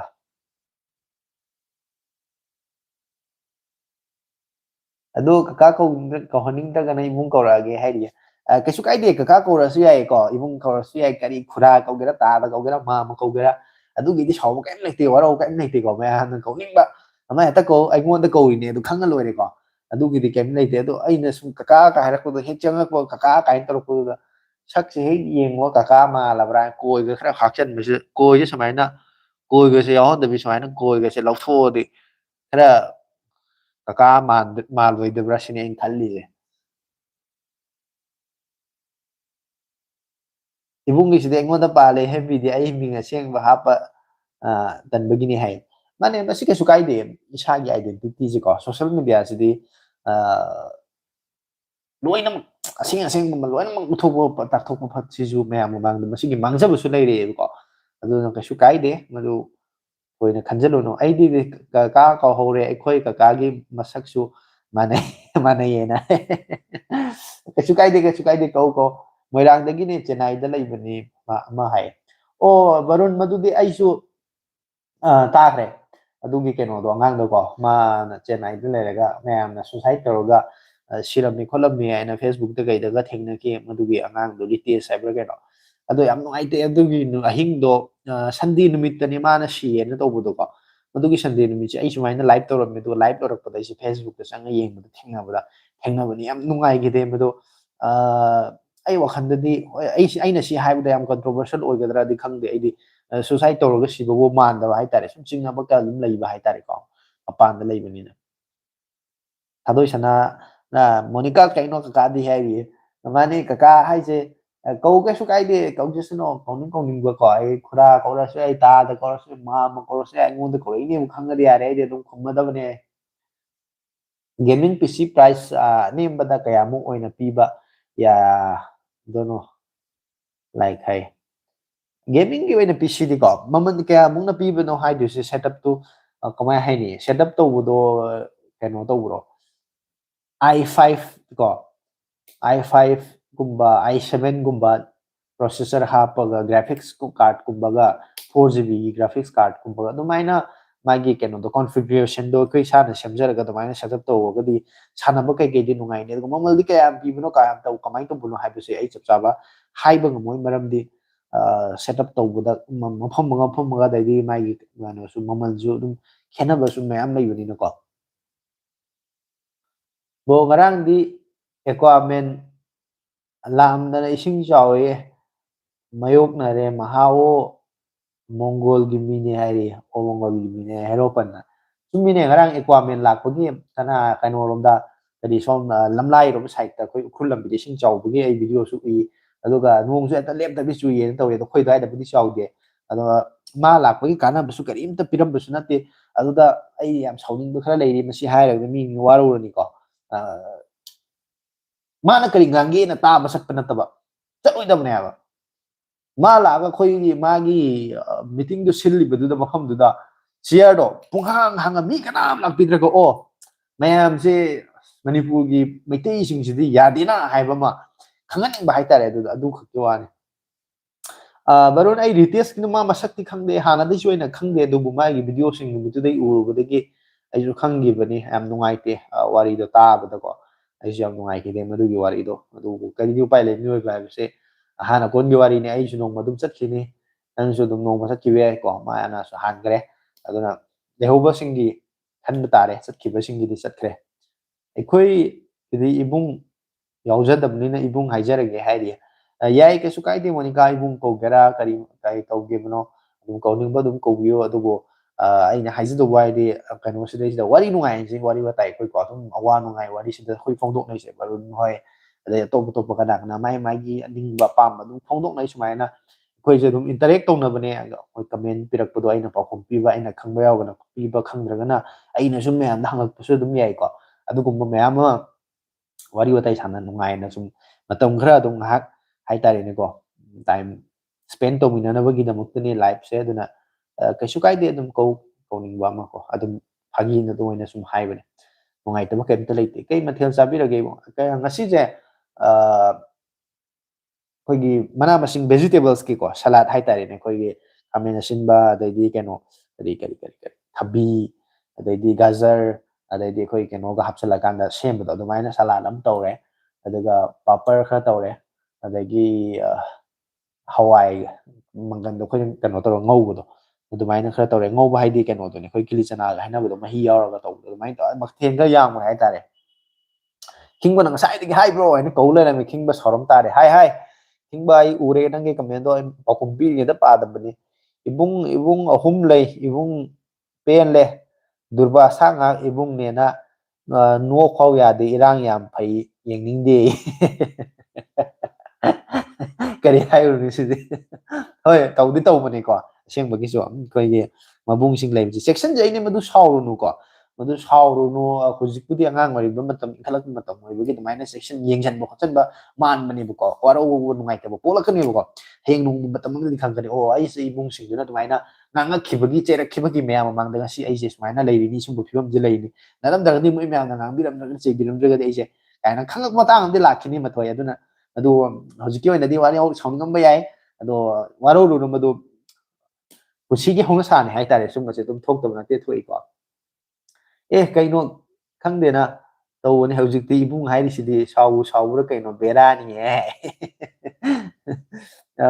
ꯕꯦꯔꯥꯅꯤ ꯁꯥꯎꯕ ꯑꯣꯏꯔꯝꯃꯣꯏ ꯃꯥꯁꯨ ꯑꯗꯨꯝ ꯀꯩꯅꯣ ꯇꯧꯕ ꯑꯣꯏꯔꯝꯒꯅꯤꯀꯣ ꯑꯗꯨꯒ ꯋꯥꯔꯤ ꯅꯨꯡꯉꯥꯏꯅꯕ ꯍꯥꯏꯕ ꯑꯣꯏꯔꯝꯒꯅꯤ ꯏꯌꯥꯝꯕ ꯏꯁꯤꯡ ꯌꯥꯝꯅ ꯆꯥꯎꯔꯦ ꯑꯩꯈꯣꯏꯁꯨ ꯊꯨꯝꯗꯧꯔꯦ ꯍꯥꯏꯔꯤꯌꯦ ꯕꯔꯨꯟꯅ ꯕꯔꯨꯟ ꯀꯗꯥꯏꯋꯥꯏꯗꯅꯣ ꯅꯣꯏꯒꯤ ꯖꯒꯥꯁꯤꯅ ꯏꯁꯤꯡ ꯊꯨꯝꯗꯧꯔꯦ ꯍꯥꯏꯁꯤꯅ ꯑꯩꯈꯣꯏꯔꯣꯝꯗꯗꯤ ꯉꯁꯤꯐꯥꯎꯗ ꯑꯩꯅ ꯍꯦꯛ ꯈꯪꯉꯛꯄꯗꯒꯤꯀꯣ ꯑꯉꯥꯡ ꯑꯣꯏꯔꯤꯉꯩꯗꯒꯤ ꯏꯁꯤꯡ ꯆꯥꯎꯕ ꯑꯗꯨꯃꯥꯏꯅ ꯌꯨꯝ ꯊꯨꯝꯕ ꯈꯣꯠꯄꯁꯦ ꯑꯃꯨꯛ ꯌꯥꯎꯗ꯭ꯔꯤꯕ ꯌꯥꯝꯅ ꯅꯣꯡ ꯇꯥꯔꯁꯨ ꯍꯧꯖꯤꯛꯁꯨ ꯌꯥꯎꯗꯦꯕ ꯍꯟꯗꯛ ꯃꯃꯥꯡ ꯆꯍꯤ ꯑꯃꯅꯤꯗ ꯊꯣꯛꯈꯤꯕꯁꯦ ꯁꯤ ꯃꯇꯝꯗꯁꯨ ꯑꯗꯨꯝ ꯌꯥꯎꯗꯦꯕ ꯑꯗꯨꯅ ꯑꯩꯈꯣꯏꯒꯤ ꯂꯝꯁꯤ ꯈꯔ ꯇꯣꯡꯕ ꯖꯒꯥ ꯑꯣꯏꯅ ꯇꯧꯕꯖꯥꯠꯅꯤ ꯑꯗꯣ ꯕꯔꯨꯟ ꯍꯣꯏꯁꯤꯅ ꯀꯔꯝ ꯁꯥꯏꯠꯇꯅꯣ ꯖꯦꯝꯁꯅ ꯑꯦꯔꯥꯎꯟ ꯄ꯭ꯔꯥꯏꯁ ꯀꯌꯥꯃꯨꯛ ꯄꯤꯔꯗꯤ ꯌꯥꯅꯤꯕ꯭ꯔꯣ ꯍꯥꯏ ꯖꯦꯝꯁ ꯀꯩꯅꯣꯅꯤ ꯄꯤ ꯁꯤ ꯑꯣꯏꯔꯒꯗꯤ ꯑꯩ ꯌꯥꯎꯅ ꯃꯃꯜ ꯀꯌꯥ ꯄꯤꯔꯤꯅꯣ ꯃꯥꯔꯀꯦꯠꯇ ꯑꯗꯩꯗꯤ ꯒ꯭ꯔꯥꯐꯤꯛꯁ ꯀꯥꯔꯗ ꯑꯗꯩꯗꯤ ꯃꯌꯥꯝ ꯃꯦꯃꯣꯔꯤꯗꯇ ꯍꯥꯏꯔꯣ ꯔꯦꯝꯒ ꯍꯥꯏꯔꯣ 16 GB ꯑꯣꯏꯗ ꯌꯥꯔꯣꯏ ꯑꯗꯒꯤ SSD ꯍꯥꯞꯀꯦ ꯍꯥꯏꯔꯛꯀꯅꯤ ꯑꯗꯨꯒꯨꯝꯕ ꯄꯥꯔꯠꯁ ꯃꯌꯥꯝ ꯀꯝꯄꯣꯅꯦꯟ ꯃꯌꯥꯝꯗꯨ ꯄꯨꯟꯁꯤꯜꯂꯀꯥꯟꯗ ꯃꯃꯜꯁꯤ ꯀꯌꯥꯝ ꯇꯥꯗꯣꯏꯅꯣ ꯍꯥꯏꯁꯦ ꯑꯩ ꯆꯞ ꯆꯥꯕ ꯍꯥꯏꯕ ꯉꯝꯗꯦꯕ ꯑꯗꯨꯅ ꯁꯦꯠꯑꯞ ꯇꯧꯕꯒꯤꯁꯤꯗꯤ ꯈꯪꯕ ꯉꯝꯗꯦ ꯑꯗꯨꯒ ꯑꯩꯈꯣꯏꯒꯤ ꯂꯦꯞꯇꯣꯞꯀꯨꯝꯕꯗꯗꯤ ꯑꯗꯨꯝ ꯂꯨꯄꯥ 9,000-9,000ꯒ ꯄꯤꯔꯗꯤ ꯑꯗꯨꯝ i5ꯇ ꯑꯗꯨꯝꯕ ꯀꯝꯕꯤꯅꯦꯁꯟꯗ ꯑꯗꯨꯝ ꯐꯪꯕꯅꯦꯕ ꯑꯗꯣ ꯀꯩꯅꯣꯗꯗꯤ PC ꯑꯣꯏꯅ ꯁꯦꯠꯑꯞ ꯇꯧꯕꯁꯤꯗꯤ ꯑꯩ ꯃꯗꯨ ꯆꯞ ꯆꯥꯕ ꯍꯥꯏꯕ ꯉꯝꯗ꯭ꯔꯦ ꯖꯦꯝꯁ ꯑꯗꯨꯝꯗꯤ ꯋꯥꯔꯧ ꯌꯥꯗ꯭ꯔꯦ ꯋꯥꯔꯤ ꯅꯨꯡꯉꯥꯏꯗꯧꯕ ꯋꯥꯍꯪ ꯐꯖꯕ ꯀꯗꯧꯕ ꯏꯕꯨꯡ ꯈꯤꯡꯕ ꯂꯥꯛꯑꯦ ꯍꯥꯏꯔꯤ ꯈꯤꯡꯕ ꯍꯣꯏ ꯂꯥꯛꯑꯦ ꯃꯥꯅꯤ ꯈꯤꯡꯕ ꯂꯥꯛꯑꯦ ꯕ꯭ꯔꯣ ꯋꯥꯊꯤ ꯇꯧꯁꯦ ꯍꯥꯏꯔꯤ ꯑꯁ ꯈꯤꯡꯕ ꯉꯥꯏꯔꯕꯅꯦ ꯅꯪ ꯀꯃꯦꯟ ꯇꯧꯔꯛꯄ ꯉꯥꯏꯔꯕꯅꯦ ꯇꯧꯁꯜꯂꯛꯑꯣ ꯑꯗꯨꯝ ꯂꯥꯏꯛ ꯅꯝꯁꯤꯟꯁꯦ ꯑꯃꯒꯤ ꯃꯇꯦꯡ ꯄꯥꯡꯅꯁꯤ ꯃꯥꯅꯦ ꯂꯥꯏꯛꯁꯨ ꯑꯗꯨꯝ ꯅꯝꯁꯤꯟꯕꯤꯌꯨ ꯂꯥꯏꯛꯁꯨ ꯅꯝꯁꯤꯟꯕ ꯂꯥꯏꯔꯒ ꯚꯤꯗꯤꯑꯣ ꯑꯩꯅ ꯊꯥꯒꯠꯂꯛꯄ ꯚꯤꯗꯤꯑꯣꯁꯤꯡꯁꯦꯀꯣ ꯁꯤꯌꯔꯒ ꯇꯧꯕꯤꯗꯅ ꯈꯔ ꯑꯗꯨꯝ ꯆꯦꯅꯦꯜꯁꯦ ꯒ꯭ꯔꯣꯠ ꯂꯩꯅꯕ ꯃꯌꯥꯝ ꯃꯇꯦꯡ ꯈꯔ ꯄꯥꯡꯕꯤꯔꯗꯤ ꯑꯃꯨꯛ ꯍꯦꯟꯅ ꯅꯨꯡꯉꯥꯏꯅꯤ ꯏꯆꯟꯅꯨꯄꯤ ꯑꯃꯇ ꯂꯩꯖꯔꯝꯃꯗꯤ ꯅꯨꯡꯉꯥꯏꯅꯤ ꯍꯥꯏ ꯈꯤꯡꯕꯅꯀꯣ ꯈꯤꯡꯕ ꯅꯨꯡꯉꯥꯏꯇꯕꯅꯦ ꯂꯩꯇꯕꯁꯦꯀꯣ ꯑꯩꯁꯨ ꯌꯥꯝ ꯅꯨꯡꯉꯥꯏꯇꯕ ꯊꯧꯗꯣꯛ ꯍꯥꯏꯗꯤ ꯍꯧꯖꯤꯛꯄꯨ ꯑꯩꯈꯣꯏ ꯏꯆꯟꯅꯨꯄꯤꯕꯨꯗꯤ ꯂꯩꯀꯣ ꯏꯆꯟꯅꯨꯄꯤꯁꯤ ꯃꯥꯅ ꯈ꯭ꯋꯥꯏꯗꯒꯤ ꯏꯇꯣꯟ ꯇꯣꯜꯂꯦ ꯑꯩꯈꯣꯏ ꯏꯆꯤꯜ ꯏꯅꯥꯎ ꯑꯩꯈꯣꯏ ꯃꯔꯤ ꯃꯅꯨꯡꯗ ꯃꯥꯅ ꯑꯇꯣꯟꯕꯅꯦꯕꯀꯣ ꯑꯩꯈꯣꯏ ꯉꯁꯥꯏꯒꯤ ꯀꯩꯅꯣꯅ ꯍꯥꯏꯈꯤꯕꯗꯣ ꯀꯅꯥꯅꯣ ꯍꯥꯏꯈꯤꯕꯗꯣ ꯃꯣꯅꯤꯀꯥꯅꯔ ꯀꯩꯅꯣ ꯍꯥꯏꯈꯤꯕꯗꯣ ꯃꯊꯣꯏꯅꯔ ꯍꯥꯏꯈꯤꯕꯗꯣ ꯏꯕꯨꯡ ꯑꯍꯨꯝ ꯂꯩ ꯑꯗꯨꯅ ꯌꯦꯡꯁꯤꯟꯕꯗ ꯌꯥꯝꯅ ꯅꯣꯛꯄ ꯐꯧ ꯌꯥꯗꯦ ꯍꯥꯏꯗꯣ ꯑꯗꯣ ꯑꯩꯈꯣꯏ ꯑꯗꯨꯗꯅꯦꯕ ꯑꯩꯅ ꯀꯟꯅ ꯅꯣꯛꯏꯗꯣ ꯑꯩꯈꯣꯏꯁꯨ ꯏꯆꯟ ꯀꯩꯅꯣꯅꯦꯕ ꯑꯩꯈꯣꯏ ꯅꯨꯄꯥ ꯑꯍꯨꯝꯒꯤ ꯃꯈꯪꯗ ꯏꯆꯟꯅꯨꯄꯤ ꯑꯃꯈꯛ ꯌꯥꯎꯋꯦꯕ ꯃꯇꯣꯟꯕꯗ ꯑꯗꯣ ꯃꯥ ꯌꯥꯎꯗ꯭ꯔꯤꯉꯩ ꯃꯇꯝꯁꯤꯗ ꯑꯩꯅ ꯀ꯭ꯂꯥꯁ 7, 8, 9, 10ꯒ ꯇꯝꯃꯛꯄ ꯃꯇꯝ ꯑꯩꯈꯣꯏꯒꯤ ꯃꯇꯝꯁꯤꯗ ꯃꯥꯗꯤ ꯌꯥꯎꯔꯒ ꯄꯤꯛꯏ ꯑꯗꯨ ꯃꯇꯝꯗꯅ ꯑꯩꯈꯣꯏꯒꯤ ꯅꯤꯡꯉꯣꯜ ꯆꯥꯛꯀꯧꯕ ꯃꯇꯝꯁꯦ ꯅꯤꯡꯉꯣꯜ ꯆꯥꯛꯀꯧꯕ ꯂꯥꯛꯑꯦꯗꯅꯀꯣ ꯃꯌꯥꯝ ꯑꯩꯅ ꯍꯥꯏꯁꯦ ꯌꯥꯅꯤꯡꯕ꯭ꯔꯥ ꯇꯥꯕꯤꯌꯣꯕꯀꯣ ꯌꯥꯅꯤꯡꯉꯒꯗꯤ ꯂꯥꯏꯛꯅꯤ ꯈꯪꯗꯦ ꯑꯩꯈꯣꯏꯒꯤ ꯂꯞ ꯁꯥꯏꯟꯅꯤ ꯈꯪꯗꯦ ꯀꯃꯦꯟꯗꯅꯤ ꯈꯪꯗꯦ ꯀꯃꯦꯟ ꯑꯃ ꯇꯧꯁꯟꯕꯤꯔꯣ ꯃꯨꯟꯅ ꯑꯝꯇ ꯇꯥꯕꯤꯌꯣꯕꯀꯣ ꯑꯩꯅ ꯐꯥꯎꯈꯤꯕꯗꯣ ꯑꯩꯉꯣꯟꯗ ꯑꯁꯦꯡꯕ ꯐꯥꯎꯈꯤꯕꯗꯨꯅꯦ ꯑꯩꯅ ꯍꯥꯏꯒꯗꯣꯏꯁꯦ ꯃꯇꯝꯗꯨꯗ ꯑꯩꯈꯣꯏꯒꯤ ꯏꯆꯟꯅꯨꯄꯤꯁꯨ ꯄꯤꯛꯏ ꯑꯗꯩꯗꯤ ꯌꯥꯎꯗ꯭ꯔꯤꯉꯩ ꯃꯇꯝ ꯑꯩꯈꯣꯏꯅ ꯀ꯭ꯂꯥꯁ 7, 8 ꯀꯥꯕ ꯃꯇꯝꯗ ꯌꯥꯎꯗ꯭ꯔꯤ ꯍꯥꯏꯇꯥꯔꯦ ꯃꯥꯁꯦ ꯑꯗꯨꯗ ꯃꯤꯒꯤ ꯅꯤꯡꯉꯣꯜ ꯆꯥꯛꯀꯧꯕ ꯃꯇꯝ ꯍꯧꯖꯤꯛ ꯂꯥꯛꯑꯦꯗꯅꯀꯣ ꯅꯤꯡꯉꯣꯜ ꯆꯥꯛꯀꯧꯕ ꯌꯧꯁꯜꯂꯛꯑꯦ ꯅꯤꯡꯉꯣꯜ ꯆꯥꯛꯀꯧꯕ ꯃꯇꯝꯁꯤꯗ ꯌꯨꯝꯊꯪꯅꯕꯗ ꯑꯩꯈꯣꯏ ꯂꯩꯀꯥꯏꯗ ꯑꯗꯩꯗꯤ ꯑꯩꯈꯣꯏ ꯃꯅꯤꯡ ꯃꯃꯥꯡꯁꯤꯗ ꯃꯤ ꯃꯌꯥꯝꯁꯦ ꯂꯣꯏꯅꯃꯛ ꯃꯕꯨꯡ ꯃꯥꯒꯤ ꯃꯆꯟꯅꯨꯄꯤꯁꯤꯡ ꯂꯥꯛꯇꯅ ꯃꯆꯦꯁꯤꯡ ꯂꯥꯛꯇꯅ ꯆꯥꯛꯀꯧꯕꯒꯤ ꯀꯔꯤ ꯌꯨꯕꯤ ꯑꯝꯇ ꯄꯨꯔꯛꯑꯁꯨ ꯀꯣꯝꯂꯥ ꯑꯝꯇ ꯄꯨꯔꯛꯑꯁꯨ ꯁꯦꯝ ꯑꯝꯇ ꯄꯨꯔꯛꯑꯁꯨ ꯀꯣ ꯍꯔꯥꯎ ꯆꯥꯃꯤꯟꯅꯗꯅ ꯅꯣꯛꯇꯅ ꯈꯦꯗꯅ ꯇꯧꯕꯁꯦ ꯑꯩꯈꯣꯏꯒꯤ ꯏꯆꯟꯅꯨꯄꯤꯁꯦ ꯏꯆꯦꯁꯨ ꯌꯥꯎꯗꯦ ꯏꯆꯟꯅꯨꯄꯤꯁꯨ ꯌꯥꯎꯗꯕꯒꯤ ꯑꯩꯈꯣꯏꯗꯅ ꯀꯅꯥꯝꯇ ꯂꯥꯛꯄꯤꯗꯕ ꯀꯅꯥꯝꯇꯁꯨ ꯂꯥꯛꯄꯤꯅꯕ ꯂꯩꯇꯕ ꯅꯤꯡꯉꯣꯜ ꯆꯥꯛꯀꯧꯕ ꯃꯇꯝ ꯌꯧꯔꯀꯥꯟꯗ ꯌꯥꯝꯅ ꯄꯨꯛꯅꯤꯡ ꯌꯥꯝ ꯅꯨꯡꯁꯤꯈꯤꯕ ꯑꯩꯈꯣꯏꯁꯨ ꯏꯆꯦ ꯑꯃꯇꯪ ꯌꯥꯎꯖꯔꯝꯃꯗꯤ ꯏꯆꯟꯅꯨꯄꯤ ꯑꯃꯇꯪ ꯌꯥꯎꯖꯔꯝꯃꯗꯤ ꯀꯥꯏꯅꯒ ꯌꯥꯝ ꯅꯨꯡꯉꯥꯏꯇꯕ ꯑꯩꯉꯣꯟꯗꯁꯨ ꯐꯤꯜ ꯇꯧꯈꯤꯕꯀꯣ ꯑꯗꯨꯅ ꯏꯆꯟꯅꯨꯄꯤ ꯌꯥꯎꯗꯕ ꯏꯆꯦ ꯌꯥꯎꯗꯕꯁꯦꯀꯣ ꯃꯌꯥꯝꯁꯨ ꯋꯥꯔꯝꯒꯅꯤ ꯅꯨꯡꯉꯥꯏꯇꯕ ꯐꯥꯎꯔꯝꯒꯅꯤ ꯏꯁꯄꯦꯁꯤꯌꯦꯜꯂꯤ ꯑꯇꯩ ꯃꯇꯝꯗ ꯅꯠꯇꯦ ꯅꯤꯡꯉꯣꯜ ꯆꯥꯛꯀꯧꯕ ꯃꯇꯝ ꯌꯧꯔꯀꯥꯟꯗꯀꯣ ꯃꯁꯤꯃꯗꯤ ꯁꯣꯏꯗ꯭ꯔꯕꯅꯦ ꯅꯤꯡꯉꯣꯜ ꯆꯥꯛꯀꯧꯕ ꯃꯇꯝ ꯌꯧꯔꯀꯥꯟꯗ ꯃꯤꯒꯤ ꯃꯆꯦꯁꯤꯡꯅꯒ ꯅꯤꯡꯉꯣꯜ ꯆꯥꯛꯀꯧꯕ ꯂꯥꯛꯄ ꯎꯔꯒ ꯍꯔꯥꯎ ꯏꯟꯁꯥꯡ ꯑꯍꯥꯎꯕ ꯆꯥꯕꯗ ꯅꯠꯇꯦꯕ ꯏꯔꯣꯟꯕ ꯆꯥꯔꯁꯨ ꯑꯩꯈꯣꯏ ꯏꯆꯦ ꯂꯥꯛꯑꯦ ꯉꯁꯤꯗꯤ ꯆꯥꯛꯀꯧꯔꯤ ꯀꯥꯏ ꯍꯥꯏꯔꯒꯀꯣ ꯏꯔꯣꯟꯕꯕꯨ ꯆꯥꯔꯁꯨ ꯆꯝꯊꯣꯡꯗ ꯆꯥꯃꯤꯟꯅꯔꯁꯨꯀꯣ ꯆꯥꯛꯀ ꯊꯨꯝꯒꯗ ꯇꯣꯠꯂ ꯆꯥꯔꯁꯨ ꯑꯗꯨꯒꯨꯝꯕꯒꯤ ꯅꯨꯡꯉꯥꯏꯇꯕꯗꯣ ꯑꯩ ꯐꯥꯎꯈꯤꯕ ꯍꯥꯏꯇꯥꯔꯦ ꯑꯗꯣ ꯍꯧꯖꯤꯛ ꯈꯤꯡꯕꯅ ꯍꯥꯏꯔꯛꯄꯗꯀꯣ ꯑꯩ ꯌꯥꯝꯅ ꯑꯩꯉꯣꯟꯗ ꯊꯃꯣꯏꯗ ꯏꯃꯣꯁꯅꯦꯜ ꯑꯣꯏꯈ꯭ꯔꯦ ꯈꯤꯡꯕ ꯅꯪ ꯁꯤ ꯀꯃꯦꯟꯁꯤ ꯇꯧꯔꯛꯄꯗꯒꯤ ꯁꯥꯎꯗꯦꯗ ꯀꯀꯥ ꯍꯣꯁ ꯑꯩꯕꯨꯗꯤ ꯌꯨꯝ ꯄꯥꯟꯕ ꯈꯪꯉꯔꯣꯏ ꯗꯨꯔꯕꯥꯆꯥꯎ ꯁमुद्रꯗ ꯍꯥꯏꯔꯤ ꯀꯩꯗꯧꯕꯒꯤ ꯈꯪꯉꯣꯏꯗꯣꯏꯅꯣ ꯈꯪꯒꯅꯤ ꯅꯪꯅ ꯊꯦꯡꯅꯕ ꯉꯝꯗ꯭ꯔꯁꯨꯀꯣ ꯅꯪꯒ ꯆꯥꯅꯕ ꯊꯤ ꯐꯪꯗ꯭ꯔꯁꯨꯅꯦ ꯀꯩꯅꯣꯅ ꯀꯔꯤ ꯅꯪꯒꯤ ꯅꯕꯨꯡ ꯑꯍꯨꯝꯗꯨꯅ ꯑꯃꯃꯝꯇ ꯊꯤꯔꯛꯑꯁꯨ ꯅꯪ ꯑꯣꯞꯁꯟ ꯑꯍꯨꯝꯗꯤ ꯂꯩꯗꯣꯏꯅꯤ ꯅꯪ ꯍꯦꯟꯅ ꯈꯨꯗꯣꯡ ꯆꯥꯔꯤꯅꯦ ꯃꯤꯗꯤ ꯑꯣꯞꯁꯟ ꯑꯃꯃꯝ ꯈꯛꯇꯅꯤ ꯐꯪꯗꯣꯏꯁꯦ ꯅꯪꯗꯤ ꯑꯍꯨꯝꯗꯤ ꯐꯪꯗꯣꯏꯁꯦ ꯁꯑꯣꯝꯕꯨꯡꯗ ꯑꯣꯀꯦ ꯁꯑꯣꯝꯕꯨꯡ ꯁꯥꯏꯗꯇ ꯍꯣꯏ ꯑꯩ ꯁꯑꯣꯝꯕꯨꯡ ꯐꯥꯎꯗꯤ ꯀꯩꯅꯣ ꯂꯥꯛꯑꯝꯃꯦ ꯑꯗꯣꯝ ꯁꯥꯏꯗꯇꯗꯤ ꯑꯗꯣ ꯏꯁꯤꯡ ꯆꯥꯎꯋꯤꯗ ꯍꯣꯏ ꯉꯁꯥꯏ ꯈꯨꯜ ꯂꯝꯕꯤꯗ ꯆꯥꯎꯋꯤ ꯍꯥꯏꯅꯈꯤꯕꯅꯤ ꯐꯛꯅꯨꯡ ꯇꯥꯈ꯭ꯔꯦ ꯂꯝ ꯃꯃꯤꯡꯗꯤ ꯆꯠꯇ꯭ꯔꯤ ꯐꯛꯅꯨꯡ ꯍꯥꯏꯁꯤꯗꯤ ꯏꯝꯐꯥꯜ ꯃꯅꯨꯡꯁꯦ ꯅꯣꯡ ꯈꯤꯇꯪ ꯇꯥꯕ ꯌꯥꯗꯦ ꯏꯁꯤꯡ ꯆꯥꯎꯔꯤꯕ ꯍꯥꯏ ꯃꯁꯤ ꯀꯩꯅꯣꯅꯤ ꯍꯥꯟꯅꯗꯤ ꯇꯧꯔꯝꯗꯦꯕꯀꯣ ꯅꯠꯇ꯭ꯔꯥ ꯃꯌꯥꯝꯁꯨ ꯈꯪꯉꯝꯒꯅꯤ ꯏꯁꯤꯡ ꯆꯥꯎꯕꯁꯤ ꯅꯣꯡ ꯈꯤꯇꯪ ꯇꯥꯕ ꯇꯧꯕꯁꯤ ꯃꯔꯝ ꯑꯍꯨꯝ ꯃꯔꯤ ꯂꯩꯔꯦ ꯃꯁꯤ ꯃꯔꯝꯁꯦ ꯃꯃꯥꯡꯗꯁꯨ ꯌꯥꯝ ꯍꯥꯏꯈꯔꯦ ꯑꯍꯥꯟꯕ ꯃꯔꯝꯁꯦ ꯑꯩ ꯃꯤ ꯑꯇꯩꯒꯤꯗ ꯂꯥꯝꯁꯟꯈꯤꯔꯣꯏꯒꯦꯕ ꯑꯍꯥꯟꯕ ꯃꯔꯝꯁꯦ ꯀꯩꯅꯣ ꯍꯥꯏ ꯀꯥꯟꯗ ꯗ꯭ꯔꯦꯅꯦꯖ ꯁꯤꯁꯇꯦꯝ ꯐꯖꯅ ꯊꯝꯗꯕ ꯌꯨꯝ ꯑꯃ ꯁꯥꯕ ꯃꯇꯝꯗ ꯌꯨꯝꯁꯤꯗꯒꯤ ꯇꯥꯔꯛꯀꯗꯕ ꯏꯁꯤꯡ ꯁꯤ ꯀꯗꯥꯏꯗ ꯆꯦꯟꯊꯈꯤꯅꯤ ꯀꯔꯣꯝꯗ ꯆꯦꯟꯊꯈꯤꯅꯤ ꯍꯥꯏꯅ ꯈꯣꯡꯕꯥꯟ ꯂꯨꯄꯥꯟ ꯐꯖꯅ ꯊꯝꯗꯕ ꯍꯥꯏꯇꯥꯔꯦ ꯗ꯭ꯔꯦꯅꯦꯖ ꯁꯤꯁꯇꯦꯝ ꯐꯖꯅ ꯊꯝꯗꯕ ꯑꯣꯔ ꯅꯠꯇ꯭ꯔꯒꯅ ꯔꯦꯟ ꯋꯥꯇꯔ ꯍꯥꯔꯚꯦꯁꯇꯤꯡꯒꯤ ꯁꯤꯁꯇꯦꯝꯁꯦ ꯑꯃꯠꯇ ꯂꯩꯇꯕ ꯔꯦꯟ ꯋꯥꯇꯔ ꯍꯥꯔꯚꯦꯁꯇꯤꯡꯒꯤ ꯑꯩꯈꯣꯏꯅ ꯄꯤꯠꯀꯨꯝꯕ ꯋꯦꯜꯒꯨꯝꯕ ꯇꯧꯔ ꯊꯝ ꯇꯥꯔꯗꯤ ꯏꯁꯤꯡꯁꯦ ꯂꯩꯅꯨꯡꯗ ꯑꯗꯨꯝ ꯆꯨꯞꯁꯟꯈꯤꯗꯣꯏꯅꯦꯕꯀꯣ ꯑꯗꯩꯗꯤ ꯈꯣꯡꯕꯥꯟ ꯂꯨꯄꯥꯟ ꯑꯩꯈꯣꯏꯒꯤ ꯗ꯭ꯔꯦꯅꯦꯖ ꯁꯤꯁꯇꯦꯝ ꯂꯩ ꯇꯥꯔꯒꯗꯤ ꯐꯖꯅ ꯆꯦꯟꯊꯔꯀꯥꯟꯗ ꯏꯁꯤꯡꯁꯤ ꯆꯥꯎꯔꯣꯏꯗꯕꯅꯦ ꯅꯝꯕꯔ ꯋꯥꯟ ꯁꯤꯁꯤꯃ ꯑꯩꯈꯣꯏꯒꯤ ꯂꯋꯥꯏꯗ ꯑꯩꯈꯣꯏ ꯈꯨꯡꯒꯪꯗꯗꯤ ꯁꯨꯡꯇꯧ ꯇꯧꯗꯦ ꯑꯗꯨꯃ ꯈꯣꯡꯕꯥꯟ ꯆꯥꯎ ꯏꯁꯤꯡ ꯐꯅꯌꯥꯝ ꯅꯣꯡ ꯇꯥꯔ ꯖꯣꯔꯣ ꯖꯣꯔꯣ ꯆꯦꯟꯒꯦ ꯅꯣꯡ ꯍꯥꯡꯈꯤꯕꯗ ꯑꯗꯨꯝ ꯄꯨꯡꯀꯪ ꯀꯪꯉꯦꯕ ꯑꯗꯨꯒ ꯑꯅꯤꯁꯨꯕꯅ ꯉꯁꯥꯏꯒꯤ ꯑꯩꯈꯣꯏ ꯆꯤꯡꯗ ꯍꯟꯗꯛ ꯎ ꯋꯥ ꯌꯥꯝ ꯀꯣꯛꯊꯣꯛꯈꯤꯕꯁꯦ ꯃꯌꯥꯝ ꯈꯪꯅꯩꯗꯅꯀꯣ ꯀꯩ ꯃꯔꯝꯗꯩ ꯀꯅꯥꯅ ꯀꯣꯛꯊꯣꯛꯏꯅꯣꯗꯣ ꯃꯣꯏꯅ ꯀꯣꯛꯊꯣꯛꯈꯤꯕꯁꯤꯅ ꯉꯁꯥꯏꯒꯤ ꯅꯣꯡ ꯇꯥꯕꯒꯤ ꯆꯥꯡꯁꯦ ꯆꯥꯡ ꯁꯨꯡꯅꯥꯏ ꯅꯥꯏꯗ꯭ꯔꯦꯕ ꯅꯣꯡ ꯇꯥꯕꯒꯤ ꯆꯥꯡ ꯅꯥꯏꯗꯕ ꯍꯥꯏꯁꯦ ꯀꯩꯅꯣ ꯍꯥꯏ ꯀꯥꯟꯗ ꯆꯨꯔꯒꯅ ꯈꯪꯆꯨ ꯆꯨꯕ ꯆꯨꯗ꯭ꯔꯒꯅ ꯑꯝꯇ ꯆꯨꯗꯕ ꯑꯗꯨꯃꯥꯏꯅ ꯇꯧꯔꯒ ꯈꯪꯆꯨ ꯆꯨꯁꯟꯕꯁꯤꯅ ꯑꯃꯨꯛ ꯅꯣꯡꯃꯗ ꯃꯌꯥꯝ ꯆꯨꯁꯟꯕꯁꯤꯅ ꯑꯃꯨꯛ ꯅꯣꯡ ꯏꯁꯤꯡꯁꯦ ꯈꯨꯗꯛꯇ ꯉꯥꯏꯍꯥꯛꯇꯪꯒꯤ ꯑꯣꯏꯕ ꯈꯨꯗꯛꯀꯤ ꯑꯣꯏꯕ ꯑꯗꯨꯒꯨꯝꯕ ꯑꯥꯔꯇꯤꯐꯤꯁꯤꯌꯦꯜ ꯍꯥꯏꯇꯥꯔꯦ ꯏꯁꯤꯡ ꯆꯥꯎꯕꯁꯨ ꯑꯃꯨꯛ ꯊꯣꯛꯍꯜꯂꯦꯕ ꯑꯗꯩꯗꯤ ꯃꯔꯝ ꯑꯃꯅ ꯑꯃꯨꯛ ꯀꯩꯅꯣ ꯍꯥꯏꯕꯗ ꯃꯌꯥꯝꯅ ꯈꯪꯉꯝꯒꯅꯤ ꯑꯩꯈꯣꯏ ꯅꯣꯡꯁꯤ ꯆꯨꯔꯒꯗꯤ ꯑꯩꯈꯣꯏꯒꯤ ꯆꯤꯡꯗ ꯍꯧꯔꯤꯕ ꯎ ꯋꯥ ꯃꯌꯥꯝꯁꯤꯡꯁꯤꯅ ꯃꯔꯥꯁꯤꯡꯁꯤꯅ ꯂꯩꯕꯥꯛꯁꯤꯅ ꯏꯁꯤꯡꯁꯦ ꯆꯨꯞꯁꯜꯂ ꯊꯝꯃꯒ ꯑꯗꯨꯒꯤ ꯏꯁꯤꯡꯗꯨꯅ ꯇꯞ ꯃꯆꯨꯝ ꯇꯥꯔꯛꯄꯁꯤꯡꯗꯨꯅ ꯑꯗꯨꯅ ꯏꯔꯝ ꯁꯦꯝꯃꯒ ꯈꯣꯡꯂꯝ ꯁꯦꯝꯂꯒ ꯆꯤꯡꯗ ꯂꯣꯛ ꯍꯥꯏꯅ ꯑꯗꯨꯗꯒꯤ ꯇꯧꯔꯀꯥꯟꯗꯗ ꯇꯨꯔꯦꯟ ꯑꯣꯜꯂꯛꯏꯅꯦ ꯇꯨꯔꯦꯟꯁꯦ ꯆꯍꯤ ꯆꯨꯞꯄ ꯏꯁꯤꯡ ꯆꯦꯜꯂꯤꯅꯦꯕ ꯍꯧꯖꯤꯛꯇꯤ ꯑꯗꯨꯒꯤ ꯎ ꯋꯥꯁꯤꯡꯗꯣ ꯂꯩꯇ꯭ꯔꯕꯅꯤꯅ ꯇꯥꯔꯛꯄ ꯏꯁꯤꯡ ꯃꯌꯥꯝꯁꯦ ꯖꯣꯔꯣ ꯖꯣꯔꯣ ꯂꯣꯏ ꯆꯦꯟꯊꯔꯛꯄꯅꯤꯅ ꯇꯝꯄꯥꯛ ꯑꯩꯈꯣꯏꯒꯤ ꯏꯝꯐꯥꯜ ꯚꯦꯂꯤꯁꯤꯗꯤ ꯃꯌꯥꯏ ꯀꯨꯠꯂꯤꯗꯅꯀꯣ ꯑꯀꯣꯏꯕꯁꯤ ꯆꯤꯡ ꯉꯥꯛꯇꯅꯤꯗꯅꯀꯣ ꯑꯗꯨꯅ ꯃꯗꯨꯒꯤ ꯏꯁꯤꯡ ꯃꯌꯥꯝꯗꯣ ꯆꯦꯟꯁꯜꯂꯛꯑꯒ ꯑꯩꯈꯣꯏꯒꯤ ꯊꯨꯝꯖꯟꯕꯗꯨꯝꯕꯁꯨꯅꯦꯕ ꯑꯗꯨꯅ ꯃꯈꯜꯁꯦ ꯌꯥꯝ ꯌꯥꯝꯈ꯭ꯔꯦ ꯍꯥꯏꯇꯥꯔꯦ ꯊꯣꯏꯕꯤ ꯍꯧꯕꯤꯖꯝꯅ ꯍꯥꯏꯔꯝꯃꯤꯀꯣ ꯑꯗꯨꯒ ꯈꯤꯡꯕꯅ ꯍꯥꯏ ꯅꯦ ꯊꯥꯗꯣꯏ ꯀꯥꯡꯒꯜ ꯁꯦꯕꯥꯏꯕꯤ ꯃꯥꯟꯕꯗꯣ ꯀꯥꯏ ꯆꯠꯈ꯭ꯔꯒꯦ ꯍꯥꯏꯔꯤꯌꯦ ꯃꯗꯨ ꯈꯪꯗꯦꯅꯦ ꯀꯃꯦꯟ ꯇꯧꯔꯛꯇ꯭ꯔꯕꯅꯤꯅ ꯃꯣꯅꯤꯀꯥꯅ ꯈꯨꯔꯨꯝꯖꯔꯤ ꯃꯊꯣꯏ ꯀꯤꯌꯥꯔ ꯂꯧꯕꯤꯗꯨ ꯐꯠꯇ꯭ꯔꯣ ꯍꯥꯏꯔꯦ ꯃꯥꯅꯦ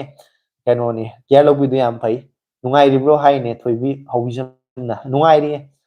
ꯊꯣꯏꯕꯤ ꯅꯪ ꯃꯣꯏꯔꯥꯡꯗꯩꯔ ꯍꯥꯏꯔꯤꯌꯦꯀꯣ ꯖꯦꯝꯁ ꯌꯨꯝꯅꯥꯝꯅ ꯑꯗꯨ ꯑꯩꯗꯤ ꯈꯪꯗ꯭ꯔꯦ ꯀꯩꯅꯣ ꯅꯤꯡꯁꯤꯡꯕ ꯊꯣꯛꯇ꯭ꯔꯦ ꯊꯣꯏꯕꯤꯅ ꯀꯃꯦꯟꯗꯣ ꯔꯤꯄ꯭ꯂꯥꯏ ꯄꯤꯕꯤꯈ꯭ꯔꯣ ꯐꯩꯌꯦ ꯆꯦ ꯃꯣꯅꯤꯀꯥ ꯍꯥꯏꯅ ꯃꯊꯣꯏꯅꯁꯨ ꯍꯥꯏꯔꯝꯃꯤ ꯍꯦ ꯂꯟꯆꯦꯟꯕ ꯅꯪꯁꯨ ꯂꯦꯡꯁꯤꯟꯕꯤꯔꯛꯑꯣ ꯍꯥꯏꯔꯤꯅꯦ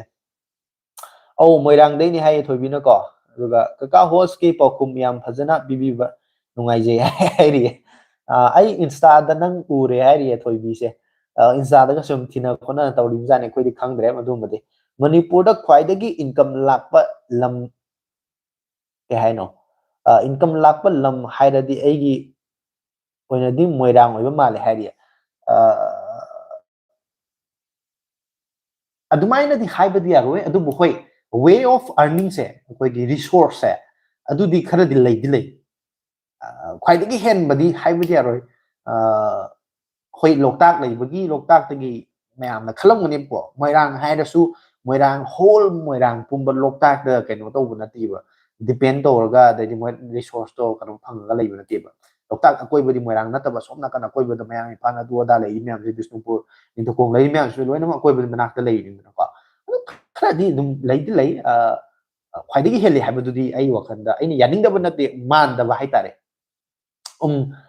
ꯎꯔꯝꯅꯤ ꯍꯥꯏꯔꯤꯀꯣ ꯍꯣꯁ ꯀꯀꯥ ꯃꯤꯠꯁꯦ ꯌꯥꯗ꯭ꯔꯦ ꯇꯨꯝꯃꯨꯔꯒꯦ ꯍꯥꯏꯔꯦ ꯍꯣꯏ ꯍꯣꯏ ꯇꯨꯝꯃꯨꯔꯣ ꯊꯦꯡꯉꯦ ꯑꯩꯈꯣꯏꯗꯤ ꯏꯕꯨꯡ ꯌꯥꯎꯗꯦ ꯑꯩꯅ ꯑꯍꯟꯅꯤ ꯏꯅꯥꯎꯅꯨꯄꯤ ꯑꯃ ꯏꯄ꯭ꯋꯥ ꯑꯅꯤꯅꯦ ꯍꯥꯏ ꯌꯥꯝ ꯐꯩ ꯃꯣꯅꯤꯀꯥ ꯑꯩꯈꯣꯏꯒꯤ ꯏꯆꯤꯟ ꯏꯅꯥꯎꯗ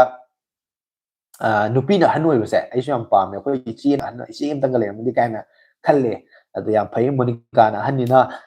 ꯃꯈꯥ ꯊꯥꯕꯁꯤꯡꯗꯨꯅ ꯌꯥꯝ ꯅꯨꯡꯁꯤ ꯆꯥꯟꯅꯅ ꯂꯩꯃꯤꯟꯅꯅꯕ ꯍꯧꯖꯤꯛꯀꯤ ꯃꯇꯝꯁꯦ ꯃꯤꯑꯣꯏꯕꯅ ꯈꯟꯅꯩ ꯑꯩꯈꯣꯏ ꯃꯌꯥꯝꯁꯤ ꯂꯣꯏꯅ ꯈꯟꯅꯩ ꯁꯦꯜ ꯄꯥꯏꯕ ꯌꯨꯝ ꯐꯖꯕ ꯁꯥꯕ ꯒꯥꯔꯤ ꯐꯖꯕ ꯇꯣꯡꯕ ꯏꯟꯖꯥꯡ ꯑꯍꯥꯎꯕ ꯆꯥꯕꯁꯤꯅ ꯅꯨꯡꯉꯥꯏꯔꯦꯅ ꯈꯟꯅꯩꯀꯣ ꯃꯗꯨ ꯑꯩꯒꯤ ꯋꯥꯈꯜꯗꯗꯤ ꯌꯥꯝ ꯂꯥꯜꯂꯦ ꯑꯗꯨꯃꯥꯏꯅ ꯑꯣꯏꯗꯦ ꯑꯩ ꯋꯥꯈꯜꯗꯗꯤ ꯂꯩꯃꯤꯟꯅꯔꯤꯕ ꯑꯩꯈꯣꯏ ꯏꯆꯤꯟ ꯏꯅꯥꯎ ꯃꯌꯥꯝꯁꯤꯡꯗꯣꯀꯣ ꯍꯋꯥꯏ ꯊꯣꯡꯕꯗ ꯆꯥꯔꯁꯨ ꯃꯨꯟꯅ ꯃꯨꯟꯅ ꯆꯥ ꯃꯌꯥꯝ ꯍꯔꯥꯎ ꯇꯌꯥꯝꯅ ꯅꯨꯡꯁꯤ ꯆꯥꯟꯅꯅ ꯂꯩꯃꯤꯟꯅꯕꯗꯣ ꯑꯗꯨꯃꯨꯛ ꯅꯨꯡꯉꯥꯏꯕ ꯂꯩꯇ꯭ꯔꯕꯅꯦ ꯑꯗꯨꯅ ꯏꯈꯥ ꯊꯥꯕꯁꯤꯡꯕꯨꯁꯨ ꯅꯨꯡꯁꯤꯕꯤꯌꯨ ꯑꯗꯨꯒ ꯃꯌꯥꯝꯁꯨ ꯅꯨꯡꯁꯤ ꯆꯥꯟꯅꯅ ꯂꯩꯃꯤꯟꯅꯅꯕ ꯁꯤ ꯃꯉꯥꯏ ꯑꯩꯒꯤ ꯀꯩꯅꯣ ꯍꯥꯏꯇꯥꯔꯒꯗꯤ मून नाइट है ना भाई मैथ्स का बॉयकॉट कर दिया है क्या आपने है पता नहीं मैं कौन सा मैथ के बारे में आप बात कर रहे हो और कौन सी बॉयकॉट के बारे में असल में मुझे आप क्या कहना चाह रहे हो वो पता नहीं है आप थोड़ा दूसरा कमेंट कीजिए आप किस बारे में बात कर रहे हैं मथोई कौरी इबुंग लाइफ से याम पामे है क्या है नो माइसे ज्ञान तादरे इबुंग लाइफ से याम पामे है सॉरी होय इबुंग लाइफ से मी ꯂꯩꯇꯕꯁꯤꯡꯗꯣ ꯀꯅꯥꯒꯨꯝꯕ ꯑꯃꯅ ꯏꯕꯨꯡ ꯂꯩꯇꯕꯒꯤ ꯂꯩꯅꯤꯡꯕ ꯑꯗꯩ ꯉꯁꯥꯏ ꯃꯊꯣꯏꯅ ꯍꯥꯏꯗꯣ ꯃꯕꯨꯡ ꯂꯩꯕꯒꯤ ꯃꯊꯣꯏ ꯏꯕꯨꯡ ꯃꯌꯥꯝꯅ ꯌꯦꯡꯁꯤꯜꯂꯦ ꯀꯥꯏꯅ ꯁꯤ ꯑꯄꯦꯟꯕ ꯍꯥꯏꯁꯦ ꯀꯅꯥꯁꯨ ꯁꯪꯁꯥꯔꯁꯤꯗ ꯑꯄꯦꯟꯕꯗꯤ ꯑꯝꯇ ꯂꯩꯔꯣꯏꯕꯀꯣ ꯂꯩꯔꯤꯕꯁꯤꯡꯗꯨꯗ ꯄꯦꯟꯊꯣꯛꯄ ꯇꯝꯕꯁꯦ ꯁꯤꯅꯤ ꯈ꯭ꯋꯥꯏ ꯅꯨꯡꯉꯥꯏꯕ ꯍꯥꯏꯁꯦ ꯕ꯭ꯔꯣ ꯑꯩꯈꯣꯏꯔꯣꯝꯗꯁꯨ ꯆꯥꯎꯗꯦ ꯏꯝꯐꯥꯜꯗꯗꯤ ꯎꯏꯁ ꯍꯥꯏꯔꯤꯌꯦ ꯈꯤꯡꯕꯅꯦ ꯁꯤꯒꯤ ꯃꯇꯥꯡꯁꯦꯀꯣ ꯏꯌꯥꯝꯕ ꯁꯑꯣꯝꯕꯨꯡꯗꯤ ꯅꯠꯇꯦ ꯑꯩꯈꯣꯏꯒꯤꯁꯦ ꯐꯛꯅꯨꯡꯅꯤ ꯍꯥꯏꯔꯤ ꯑꯣ ꯑꯩ ꯑꯗꯣꯝ ꯁꯥꯏꯠꯇꯣꯀꯣ ꯁꯑꯣꯝꯕꯨꯡ ꯑꯗꯨꯋꯥꯏꯐꯥꯎꯗꯤ ꯂꯥꯛꯑꯦ ꯃꯦꯟ ꯔꯣꯗꯇ ꯂꯥꯛꯑꯝꯃꯦ ꯍꯥꯏꯇꯥꯔꯦ ꯑꯗꯨꯗꯒꯤ ꯍꯦꯟꯅꯗꯤ ꯑꯩꯁꯨ ꯀꯌꯥ ꯊꯣꯏꯅ ꯈꯪꯗꯦ ꯑꯩ ꯅꯪꯒꯤ ꯐꯣꯇꯣ ꯄꯣꯁ ꯇꯧꯔꯛꯀꯦ ꯐꯣꯂꯣ ꯇꯧꯔꯛꯑꯣ ꯖꯦꯝꯁ ꯃꯉꯥꯡꯗꯣ ꯑꯩꯅꯤ ꯍꯥꯏꯔꯤꯀꯣ ꯍꯣꯏ ꯃꯣꯏ ꯃꯁꯦꯟ ꯈꯪꯅꯕꯩ ꯋꯥꯔꯤꯅꯤ ꯃꯁꯤꯗꯤ ꯑꯩ ꯒ꯭ꯌꯥꯟ ꯇꯥꯗ꯭ꯔꯦ ꯑꯩꯅ ꯍꯥꯏꯔꯝꯕ ꯅꯨꯄꯤ ꯑꯃ ꯂꯩꯌꯦ ꯍꯟꯇꯛ ꯃꯌꯨꯝꯒꯤꯗꯣ ꯆꯥꯎꯊꯈꯤꯗꯅ ꯑꯩꯅ ꯅꯣꯛꯄꯁꯦ ꯍꯥꯏꯔꯤ ꯑꯗꯣ ꯅꯪꯅꯕꯨꯗꯤ ꯅꯨꯡꯁꯤꯔꯝꯕ ꯀꯥꯏꯅꯈꯤꯕꯒꯤ ꯍꯥꯏꯔꯝꯃꯒ ꯌꯥꯔꯛꯇꯕꯒꯤ ꯁꯥꯎꯅꯤꯡꯕꯒꯤꯕꯨꯗꯤ ꯑꯣꯏꯔꯝꯒꯅꯤ ꯑꯗꯣ ꯈꯤꯡꯕ ꯃꯥꯅ ꯃꯌꯨꯝ ꯆꯥꯎꯊꯕꯗ ꯋꯥꯕꯗꯣꯀꯣ ꯅꯪꯒꯤ ꯃꯤꯆꯥꯛꯇꯨꯗꯒꯤ ꯍꯦꯜꯂꯤꯕꯅꯤ ꯑꯗꯨꯅ ꯑꯗꯨꯃꯛꯇꯤ ꯇꯧꯕ ꯉꯝꯁꯤ ꯗꯥ ꯈꯤꯡꯕ ꯀꯧꯔꯤ ꯃꯣꯅꯤꯀꯥꯅ ꯗꯥ ꯖꯦꯝꯁ ꯍꯥꯏꯅꯁꯨ ꯀꯧꯔꯤꯀꯣ ꯇꯣꯏꯖꯝ ꯁꯥꯃꯨꯁꯨ ꯂꯥꯛꯑꯦ ꯁꯣꯄꯦꯟ ꯁꯂꯥꯝꯅ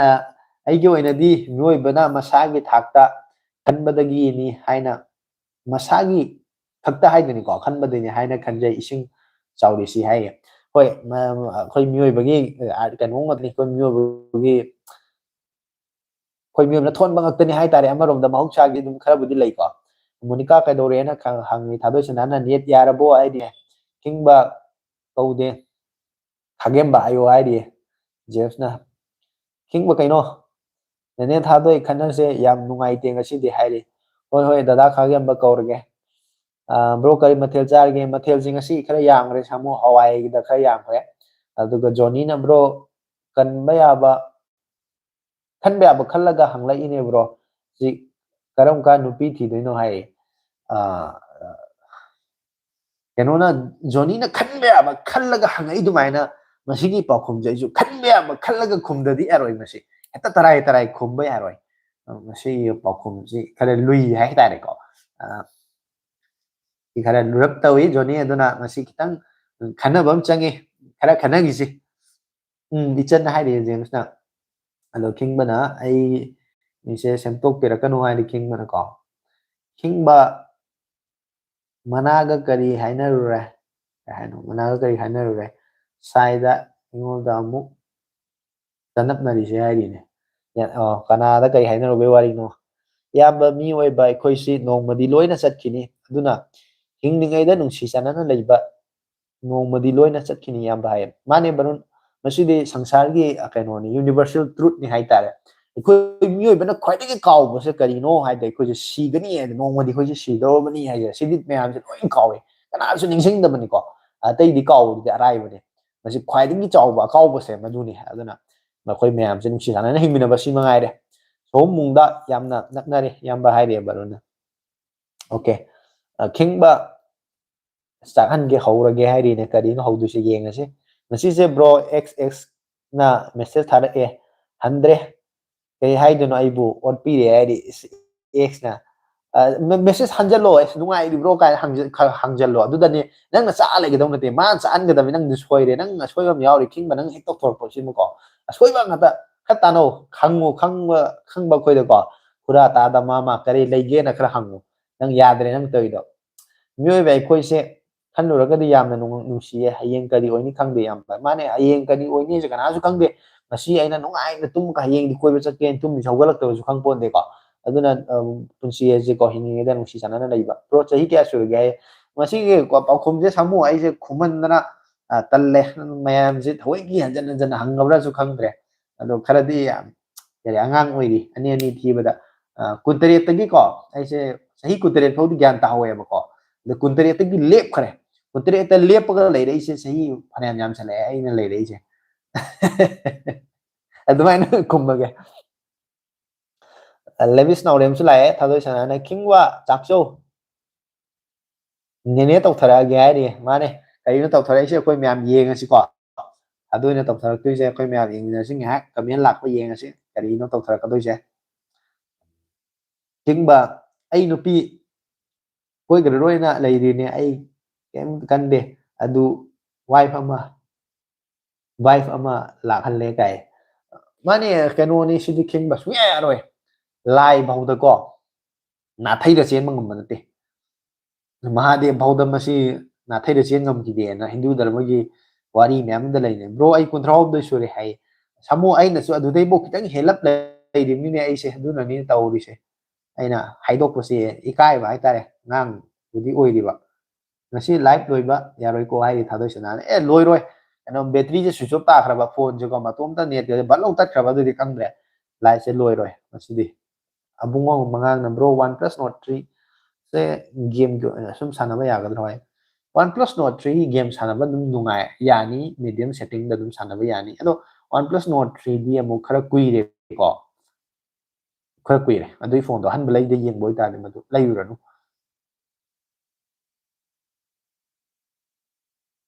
ꯅꯦꯅꯦ ꯊꯥꯗꯣꯏ ꯅꯪꯗꯤ ꯉꯔꯥꯡ ꯆꯪꯉꯛꯇꯦ ꯍꯥꯏꯔꯤ ꯃꯥꯅꯦ ꯉꯔꯥꯡ ꯂꯥꯏꯚꯇꯗꯤ ꯌꯥꯎꯈꯤꯗ꯭ꯔꯦ ꯉꯔꯥꯡ ꯂꯥꯏꯚꯇ ꯌꯥꯎꯕ ꯎꯗꯦ ꯀꯃꯦꯟ ꯇꯧꯔꯛꯄ ꯎꯗꯦ ꯌꯦꯡꯉꯝꯕꯗꯤ ꯌꯥꯏ ꯂꯨꯝꯃ ꯌꯦꯡꯉꯝꯕꯗꯤ ꯀꯅꯥꯅ ꯈꯪꯄꯣꯠꯅꯣ ꯀꯅꯥꯅ ꯌꯦꯡꯉꯤ ꯀꯅꯥ ꯀꯃꯦꯟ ꯇꯧꯔꯛꯇ꯭ꯔꯒꯗꯤ ꯀꯅꯥ ꯀꯅꯥ ꯌꯦꯡꯉꯤ ꯀꯅꯥ ꯂꯥꯏꯛ ꯇꯧꯔꯤꯁꯦ ꯈꯪꯕ ꯅꯠꯇꯕꯅꯤꯅ ꯀꯅꯥꯁꯨ ꯈꯪꯗ꯭ꯔꯦ ꯑꯗꯨꯕꯨ ꯀꯃꯦꯟ ꯇꯧꯔꯛꯄ ꯃꯤꯗꯨ ꯈꯛꯇꯅꯤ ꯑꯩꯅ ꯂꯥꯛꯑꯦꯅ ꯎꯔꯤꯁꯦꯀꯣ ꯑꯗꯨꯅ ꯁꯣꯔꯤ ꯆꯍꯤ ꯆꯅꯤ ꯄꯨꯟꯁꯤꯗꯣꯏ ꯅꯠꯇꯦ ꯅꯨꯡꯁꯤꯅꯅ ꯍꯤꯡꯃꯤꯟꯅꯁꯤꯕ꯭ꯔꯣ ꯋꯥꯆꯞ ꯒ꯭ꯔꯨꯞ ꯁꯦꯝꯁꯦ ꯑꯦꯅꯤ ꯚꯤꯗꯤꯑꯣ ꯂꯥꯏꯛ ꯅꯝꯅꯕ ꯑꯦꯟ ꯈꯪꯅꯕ ꯍꯥꯏ ꯖꯦꯝꯁ ꯀꯩꯅꯣꯅꯤ ꯑꯩꯒꯤ ꯋꯥꯆꯞ ꯒ꯭ꯔꯨꯞꯁꯦ ꯁꯦꯝꯃꯒ ꯂꯩꯈꯤꯕ ꯌꯥꯝ ꯀꯨꯏꯔꯦ ꯃꯌꯥꯝ ꯑꯃ ꯃꯤ ꯃꯌꯥꯝ ꯑꯃ ꯌꯥꯎꯕꯁꯨ ꯌꯥꯎꯕꯅꯤꯀꯣ ꯑꯗꯣ ꯅꯝꯕꯔ ꯑꯣꯏꯅ ꯍꯥꯏꯔꯒꯗꯤ ꯑꯩ ꯄꯤꯊꯣꯛꯅꯤꯡꯗ꯭ꯔꯦ ꯅꯝꯕꯔ ꯋꯥꯆꯞ ꯒ꯭ꯔꯨꯞꯇ ꯑꯗꯨꯝ ꯆꯪꯕ ꯅꯝꯕꯔꯕꯨꯗꯤ ꯑꯗꯨꯝ ꯈꯪꯒꯅꯤ ꯑꯩꯅ ꯁꯦꯝꯕꯅꯤꯅ ꯑꯩꯅ ꯑꯦꯗꯃꯤꯟ ꯑꯣꯏꯕꯅꯤꯅ ꯑꯗꯣ ꯑꯩꯒꯤ ꯆꯦꯅꯦꯜꯗꯀꯣ ꯀꯝꯃ꯭ꯌꯨꯅꯤꯇꯤ ꯄꯣꯁꯇ ꯑꯗꯨꯝ ꯋꯥꯆꯞꯀꯤ ꯒ꯭ꯔꯨꯞꯇꯨꯒꯤ ꯂꯤꯡꯛ ꯍꯥꯞꯈꯤꯕꯅꯦꯕ ꯂꯤꯡꯛꯇꯨꯗ ꯀ꯭ꯂꯤꯛ ꯇꯧꯕꯗ ꯑꯗꯨꯝ ꯋꯥꯆꯞ ꯒ꯭ꯔꯨꯞꯇ ꯑꯗꯨꯝ ꯆꯪꯉꯛꯑꯅꯤ ꯑꯗꯨꯝ ꯂꯩꯕꯅꯦ ꯋꯥꯔꯤ ꯋꯥꯇꯥꯏ ꯁꯥꯟꯅꯁꯦ ꯃꯇꯥꯡ ꯃꯇꯝ ꯑꯗꯨꯝ ꯑꯩ ꯀꯩꯁꯨ ꯑꯀꯥꯏꯕ ꯂꯩꯇꯦ ꯑꯗꯣ ꯇꯟꯖꯥ ꯆꯥꯗꯕꯗꯒꯤ ꯑꯩꯅ ꯃꯦꯁꯦꯖ ꯍꯜꯍꯧꯗꯕ ꯀꯃꯦꯟ ꯍꯜꯍꯧꯗꯕꯒꯗꯤ ꯑꯗꯨꯝ ꯌꯥꯎꯔꯛꯄꯁꯨ ꯌꯥꯏ ꯃꯗꯨꯗꯤ ꯉꯥꯛꯄꯤꯒꯅꯤ ꯍꯥꯏꯇꯥꯔꯦ ꯑꯩꯁꯨ ꯑꯇꯣꯞ ꯑꯇꯣꯞꯄ ꯊꯕꯛꯁꯨ ꯇꯧꯕꯅꯤꯅꯀꯣ ꯍꯤꯡꯕ ꯉꯔꯥꯡ ꯐꯣꯟ ꯄꯥꯏꯗꯦ ꯑꯗꯨꯝ ꯇꯨꯝꯃꯦ ꯍꯥꯏꯔꯤ ꯕ꯭ꯔோ ꯁꯦꯝꯁꯪ ꯒꯦꯂꯦꯛꯁꯤ S25 ꯐꯦꯟ ꯑꯦꯗꯤꯁꯟ ꯌꯥꯕ꯭ꯔꯥ ꯌꯥꯝ ꯐꯕ ꯐꯣꯟꯅꯤ ꯍꯟꯗꯛ ꯑꯅꯧꯕ ꯂꯣꯟꯆ ꯇꯧꯈꯤꯕꯗꯣ ꯏꯕꯨꯡ ꯅꯨꯡꯁꯤꯗ꯭ꯔꯥ ꯄꯨꯟꯁꯤꯁꯦ ꯌꯥꯝ ꯅꯨꯡꯁꯤ ꯑꯍꯟ ꯑꯣꯏꯅ ꯑꯣꯏꯕ ꯑꯩꯈꯣꯏꯁꯦ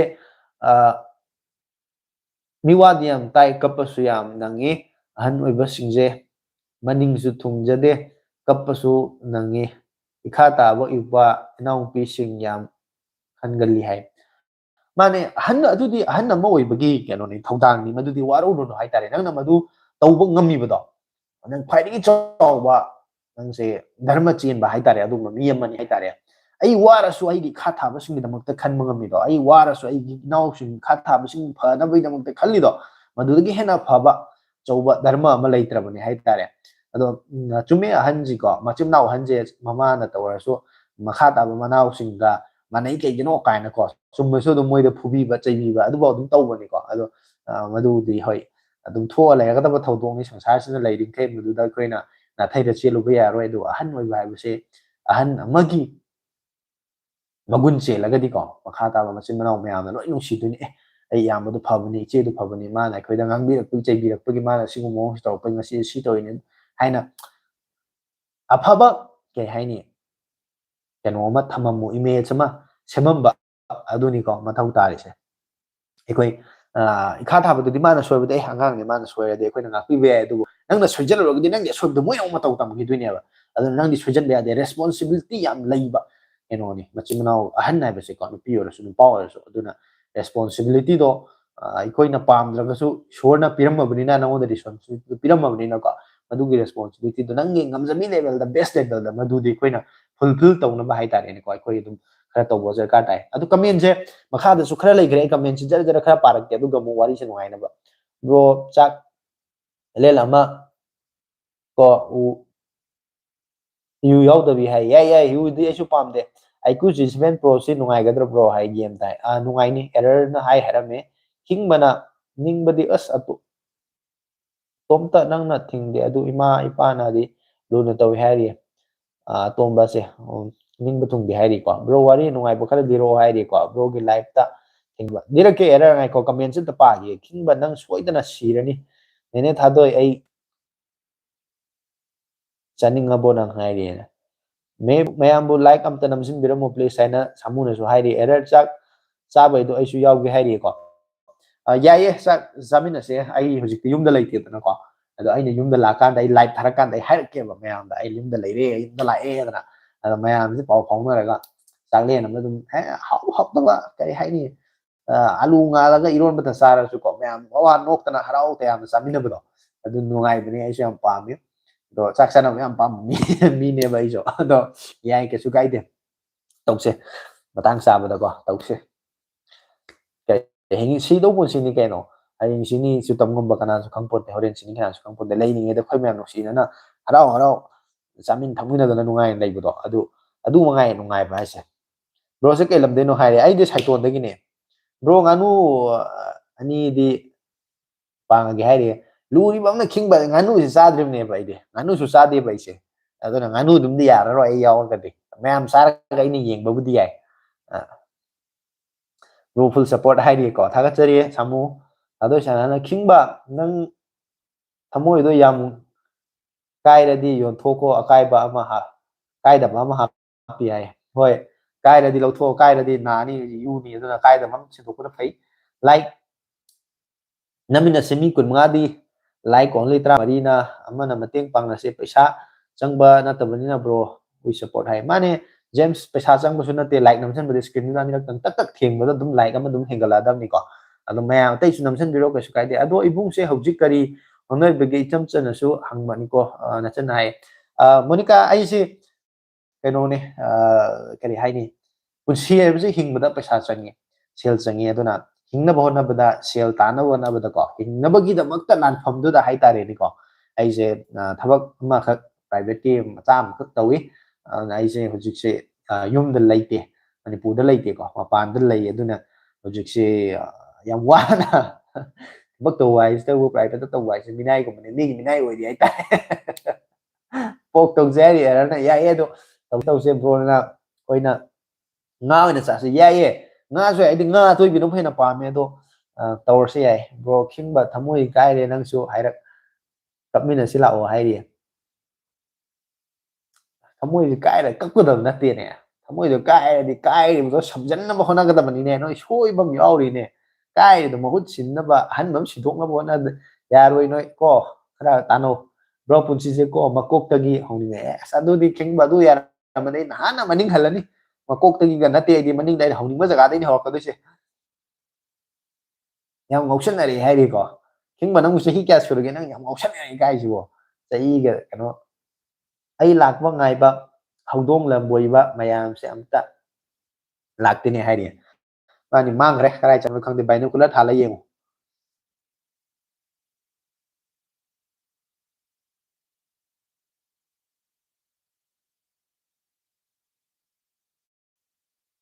mayam ngasidi live se pung 12 da loidini ko aduna 12 mamang da comment sa option birakchi nunggi thamoi pandi ama da nungsirubai hai nange nungdu di khara bu tholi ne ising tha takpa da tummi ne ai di ko aina thinga gi pisi di pura diamond gumani loi loi hai kan de ta azu tummaroi da ba ro S23 plus ne hai ri king mana asa king ba nang yang wat i ko horak fa nang hai ri as nang hai do yad re koi ai no da gi chahi tara ai mathak ni halli je hallo adu ado ai bau da hau ba ta ngai ri khalli kan de nang na mai khanjal di ya roi ai di chumi bro thamoi kai ba sambagi se ai yam nungai ri ibung khoi gi wari se mane nungai mane monica adu ne ai live se nungai nungai wari am yaw bune du ne live se ai so mayang wari sana ni ko saturday sunday se ngai be wai ba Saturday Sunday live thanaba honabada live se mayam ngaibada isu yam wai aduna mayam sum yawgibade nungairamani khalle aisu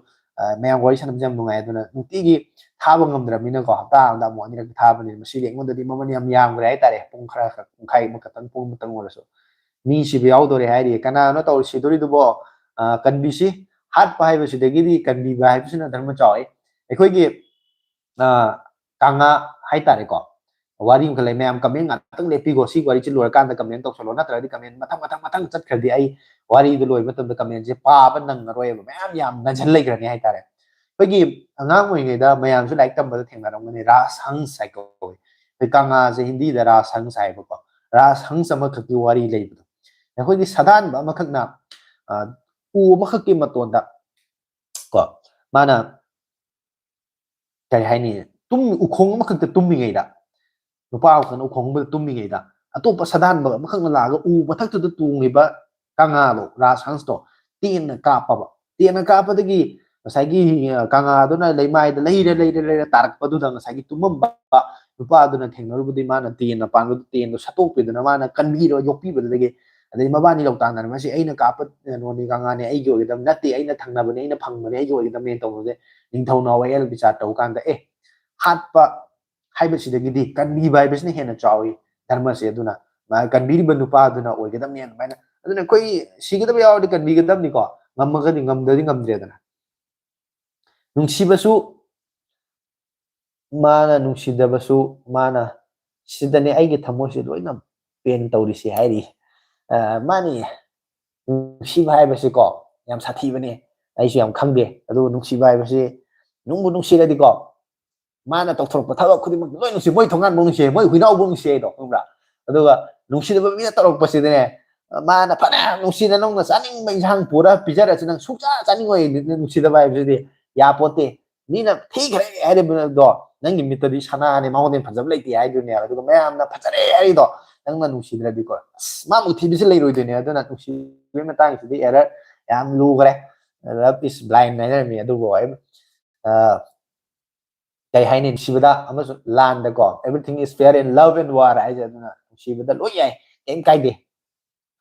punsi se kuba kunam ni paisa hana painaba ona minasi gai sai chume paisa lai raga de mung su ko khadai mahut sin ba ya ba sam lai life se nga angai khangde yam nungai dam ni hai o life se na ngai khangde yam nungai dam hai ba monica se elam de no na hangi error na aduga king mana bro thank you ninga e babu ai hange damaina yu thangning e bo hai ba o e sera antaran king ba taung taung no sigi wadi siti khange hai ri e ai di antro hikap ta gi ne hai ri ko monica na ai na samurok dagi o mong punsi se maning yam halleda karisu kalakpa mi hoba leitare loi topho amaga ai thokpa leibara fare hari madu su manu ngai amni ko aina mu khalakpo mi yawe ai je ni kanam tana khangdaba ai bu masak khangdaba ai no no lam amadaga chalaga lai na leiruba mari mata sagai na tai kari kara adu malam ta leitaba adu su nungai bam leiba jani da jealous teroi bini khangwi daba wani hari oh ro love theory se yam lui hari yam lui ani geng na sai dei je ko nu si bai bisti lui everything is fair ai sini nu si de loi ai lore wari da monica facebook username hairo hairi ko thai gang maina bro se kadai dagi no hairi ko ai di saiton dagi ne saiton ta kra bro bro yam chumba wari hairi ko ada bro se saiton dai ni haina sopena hairame yam chumme phone redmi gi matang da haibiro bro hai redmi gi phone se gang mai id suggest tawning de hojik se redmi gi phone ano bobudi jum thoe masak ka yam phajabani ko design de khatang chat kano magi processor adagi magi os adagi magi camera hayeng sinara kan da kuira kan da nungai rak ta problem ne rak ba yaw kani aina khoina phone ama lei si di dum ngasi ama lei mathang jai da mung lei tham le ga mung lei si di ngamba paisa pai ba mi gi di myam ngam be do khoi gumba hai ta ne user ama gi di phone ama lei bese mi tha yeng dana hadak tei bes na sahi ani hum phajana sina jagi na khallaga leinari ni dana ko adu de dum hayeng lei ro ka tha pharak pada sahi pharak pada yarak tra ga di nungai te dana aduna Redmi की phone dai hojiki on suggest tawning de adom na pambiri ba budget range to hairo aduga Redmi na tab atopa phone phaba aina khangba ai dum suggest tawrake Android daga odi chat khibado askai hingmana nai chalai ko khangde ni sa se sa dasu hena charam bana mina sire tari bata oina ubi hai o sa dasu ana charam bani na mina sani boy ta khandi bado ko tawbone mado haina dakpham ma lai ki vibe se dum mayam dum chingna bado thanga bhut atombi se da text obiro hai monika gi real account deactivate tawkre ngasi Poco F7 gi khara haibiramo Poco F7 phai Poco F7 do aina isalaga thambadu da yaw ki bra yenge ai ju kaw re phone kuding se loina ma amam ta loina mamna gi processor ke ke do mayam do aina jiba phara ning singa lai biding am da mi ko mayam yam mani ne ai isalaga thambada yaw ki bu male Poco F7 ai thengna ki bada yenge ko ado Poco F7 je ai chap cha badi kaw re ado game sana bagi yam nungai ba phone oi ki bani Poco X7 ai ne isan F7 na lamdre F7 ju fa ado to bone Our F7 lady 7500 mAh 8 Snapdragon 8804 LPD there 5 the UFS 4.1 IMX 882 as my processor dagi kaino dagi game sanabadu ko dagi RAM ko fast oiba battery jo khangba yam phare madagi phone dum lai ba phone oide kedo bo yaure error id Facebook pai de hari ko thadoi sana kingba turen yenglaba ising kuchau do yengo phone dagi hari ko ngobo gaming na hairame welcome tamo na ngobo gaming na hairame sum haibani lana khangwi re monica sorry ga haire lana kisu khanba laite so error sum mayam kai gumba kanam ta lana khana ba yaw de swai da ne thadoi ke dore kai dre phawdai na haire thadoi thai gaming na dagi live da kabui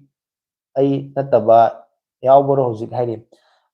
yaw ro mo to mande yeng na su comment tor ko da thengna de ko kabui atop kana yaw go do mande bro ai miyoy basi upay amatagi kay hayno upal amatagi unani hay male mane khoi mam si upal amatagi unani no mudi dum kien gidro ba unang tane hana kon gi wari ni ko monika mina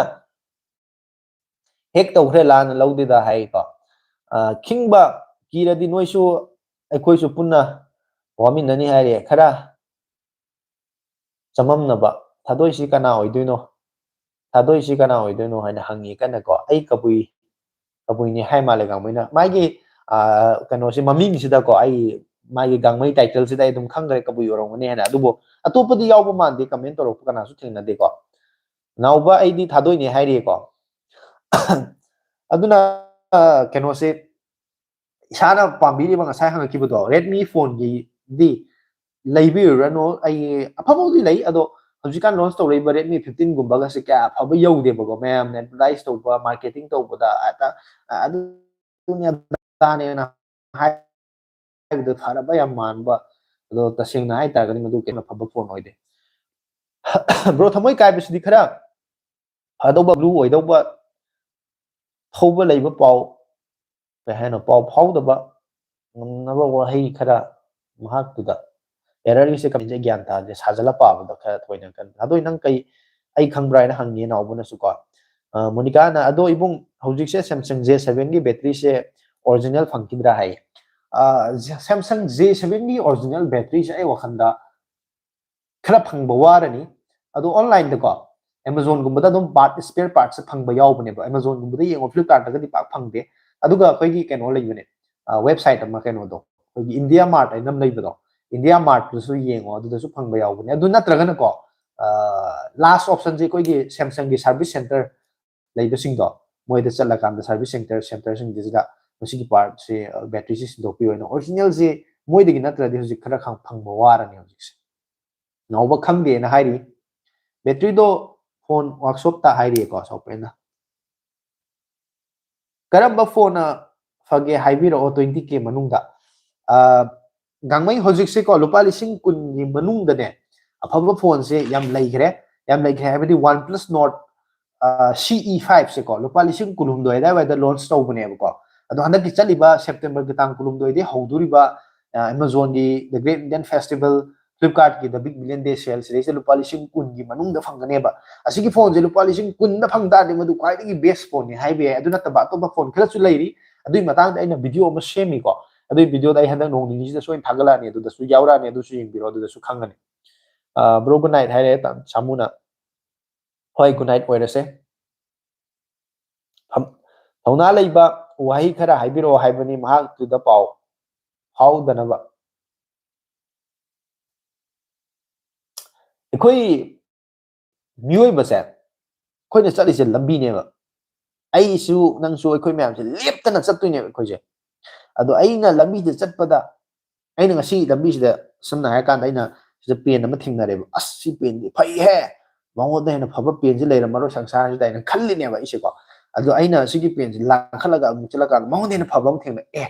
aina hana phaba pen ama thingnai du mango de na phaba leira me ne khalaka do ne ba duna ekhoi se sali ba lambi do lepa ya de hana ye pham da dum palla leita di ko adum ekhoi gi punchi do growth leira ro aduna palla le bisya de ekhoi growth ena ba sat pa ji lepa de khongchat se lepa ya de adu amade khangjan gada ba amade kaino hai kanda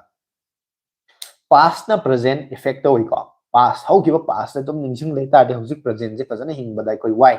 koi ningsing na dum lei base phate aduna ni koi mi je si raga koi na kaw ba nai ri se si gi ba khoi ke me dum ningsing le ga de khoi se dum awa ba che theng awa ba dum nang le de ne ngai ta ba dum khan khan le de ne ba aduna ekoina past se khara kaw thok pa ta ngodam ne aduna present ngai ni hingadam ni present je ngai ni hingdaga di future mu soi de ne aduna koi hojik present se gi su khar khan mu thok ta ai ta re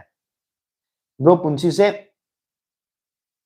usop ki mathel gum mani cha ba haitradi are mangak koi de ne hai mane koi punsi se ko masidi ya na lu khraba yen ong khal ni tarai lo bu su ya di ko nungai na hingi hairaga di pe thok pa khara tam ba tai pukchil chok thok pa tam ba tai ko ai je nungai ba paisa nung sa pai ba sel tum pai ba ina tawge ta khan bang ma mi ne ba du pukchil pixel laga di ko adu su nungai nga moi de ne ba du na nungai thok pa pukchil chok thok pa phaba khan ba se positive thinking se khara darkar tai hai tare tamo ai nupi leire hai re tamo gi nupi leire hai ri male o ta kana moi du no ngoba yeng si okay thank you dada good night for today full support thank you mathang amu thengna ra se ko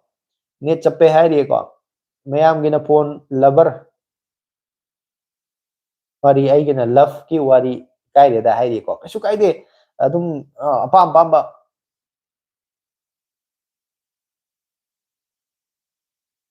mayam na pam pam ba dum heta haijal o dum comment do khon khangbo di kumna se dum kasu kai de khengba ai kan kauri thadoi na ngoba chappe hai re ko egi net china ora basu yai obuna 30k fauda leiba afaba phone haibiramo hairi tongbram sarat kumar na lupa lising kunthra da leiba afaba phone hai ta de hujik ama ko lupa lising S23 fan edition je hujik se Snapdragon gi version ama ka launch to dure ba Flipkart ki de bilen de se manung si dai sa lupa lising kunthra da gina maximum kunthra manga adu di yoro yen khale 32 sai wai da phangane ba ko madu phang tar ga di madu lai bi horo madu khwai ai faba phone hai ta re Snapdragon S generation 3 yaro ka dine S23 fan S23 fan edition da bro je single hai mane ai single ni ko double ga nate single ni ai di single bed ai tare ne double bed ga nate ai gi phone do Samsung oi ai na TV ba thire battery se phangre ai su khange WhatsApp ta WhatsApp ta khange kuire 2019 loram dai da lei khibani adu gi hai oi hojik ti khara J7 hai do kuire ba khara J7 2000 hoi 17 18 19 adagi 19 adagi phone ne ko adun hojikti direct original part se phangba kitang warani ngobona hai amuk toksale kai gino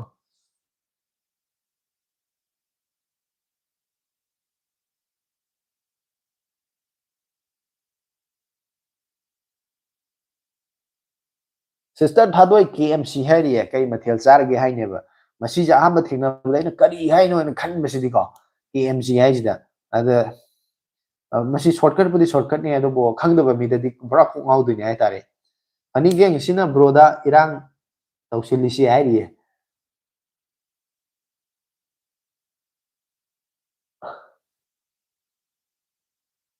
kai mathen charge ngasi di bung hai ai ngasi di yam chagre hawai da makhala nium sure amo kai mathen charge ai jeng sai hawai kai ha chagre ngoba nga chai hai ri ko me ande hawem chanar mi nga ga chanar mi ai di nga di sadre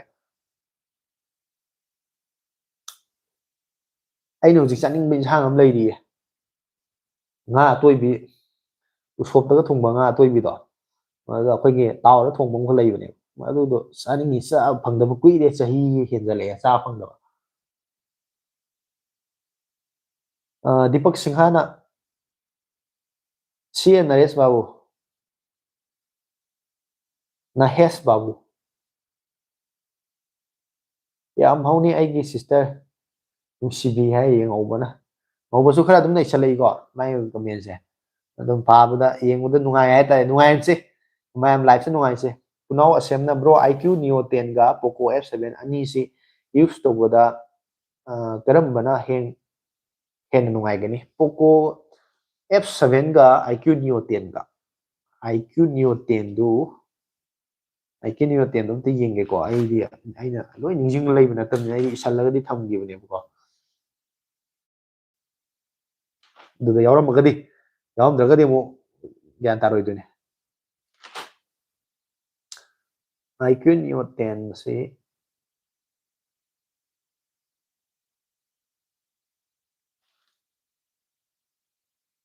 okay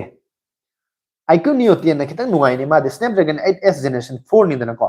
ꯑꯗꯩ OS ꯀꯨꯝꯕꯁꯨ ꯃꯥꯅ ꯈꯤꯇꯪ ꯅꯨꯡꯉꯥꯏꯕ ꯍꯦꯜꯂꯦ ꯄꯣꯀꯣꯒꯤꯁꯤꯗꯤ ꯑꯩꯈꯣꯏꯒꯤ ꯔꯦꯗꯃꯤꯒꯤ ꯁꯥꯎꯃꯤꯒꯤ sub ꯑꯣꯏꯕꯅꯤꯅ ꯃꯥꯁꯦ ꯁꯣꯐꯋꯦꯌꯔꯒꯨꯝꯕꯁꯦ ꯈꯤꯇꯪ ꯅꯨꯡꯉꯥꯏꯕ ꯈꯔ ꯋꯥꯠꯂꯦ ꯏꯕꯨꯡ ꯉꯁꯤ ꯂꯩꯁꯅꯥ ꯂꯥꯛꯑꯦ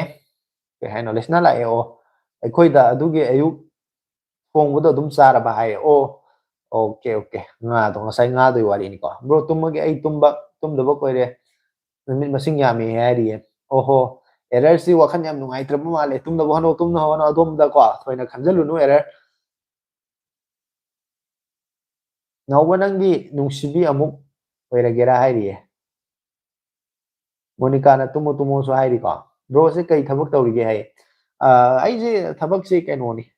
ꯌꯥꯝ ꯊꯕꯛ ꯃꯆꯥ ꯑꯃꯈꯛ ꯃꯆꯥ ꯍꯥꯏꯇꯥꯔꯦ ꯌꯥꯝ ꯃꯆꯥ ꯑꯃꯈꯛ ꯑꯩꯈꯣꯏ ꯍꯤꯡꯅꯕ ꯑꯗꯨꯝ ꯂꯥꯟꯐꯝꯗ ꯄꯩꯁꯥ ꯆꯪꯕꯅꯤ ꯁꯦꯜ ꯆꯪꯕꯅꯤ ꯆꯥꯅꯕ ꯊꯛꯅꯕ ꯍꯥꯏꯕꯁꯤ ꯃꯤꯑꯣꯏꯕꯁꯦ ꯄꯩꯁꯥꯁꯦ ꯐ꯭ꯔꯤꯗꯗꯤ ꯂꯥꯛꯇꯕꯅꯤꯅꯀꯣ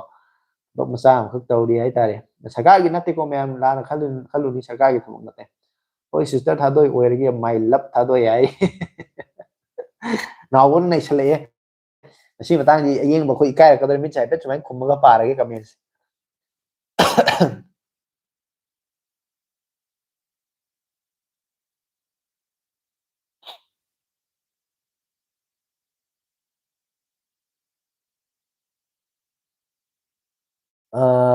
ꯇꯥꯃꯣ ꯐꯣꯟꯒꯤ ꯋꯥꯔꯤ ꯉꯥꯏꯍꯥꯛꯇꯪ ꯇꯣꯛꯁꯤ ꯂꯞꯀꯤ ꯇꯧꯁꯦ ꯌꯥꯏꯌꯦ ꯇꯧꯁꯜꯂꯛꯑꯣ ꯑꯗꯨꯝ ꯑꯩꯁꯨ ꯈꯨꯝꯃꯛꯀꯗꯣꯏꯅꯦ ꯕ꯭ꯔꯣ ꯀꯣꯏꯕ ꯆꯠꯇ꯭ꯔꯣ ꯍꯥꯏꯔꯦ ꯑꯁ ꯀꯣꯏꯕꯗꯤ ꯆꯠꯇ꯭ꯔꯦꯕꯣ ꯀꯣꯏꯕ ꯆꯠꯄꯁꯤ ꯇꯥꯏꯃꯤꯡꯁꯤ ꯏꯂꯩ ꯂꯩꯇꯦ ꯆꯠꯇ꯭ꯔꯦꯕꯣ ꯉꯥꯎꯕ ꯍꯣꯏ ꯑꯣꯏꯒꯦꯒ ꯅꯪ ꯅꯇꯣꯝꯇ ꯑꯣꯏꯌꯨ ꯑꯩꯒꯤꯗꯤ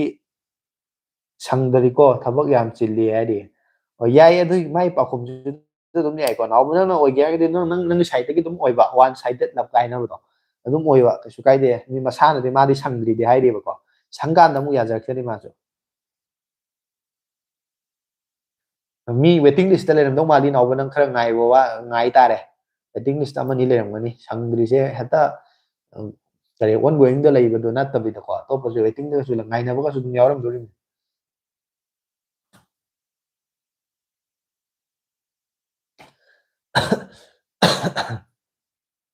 ꯃꯌꯥꯝ ꯂꯥꯏꯚꯁꯦ ꯂꯣꯏꯁꯟꯗꯧꯔꯕꯅꯤꯀꯣ ꯀꯃꯦꯟꯁꯦ ꯄꯨꯡ 12 ꯐꯥꯎꯗ ꯂꯣꯏꯁꯟꯗꯧꯔꯕꯅꯤꯅ ꯀꯃꯦꯟꯁꯦ ꯖꯔ ꯖꯔ ꯍꯦꯛꯇ ꯇꯧꯁꯜꯂꯛꯑꯣꯁꯨ ꯉꯥꯏꯔꯦ ꯑꯩꯗꯤ ꯑꯗꯨ ꯃꯅꯨꯡꯁꯤꯗ 12 ꯐꯥꯎ ꯃꯅꯨꯡꯁꯤꯗ ꯀꯃꯦꯟꯁꯦ ꯄꯥꯔ ꯃꯌꯥꯝꯒꯤ ꯄꯥꯎꯈꯨꯝꯁꯦ ꯄꯤꯔꯒ ꯋꯥꯔꯤꯁꯦ ꯅꯨꯡꯉꯥꯏ ꯁꯥꯔꯒ ꯁꯠ ꯍꯦꯛꯇ ꯂꯣꯏꯁꯤꯟꯈꯤꯕ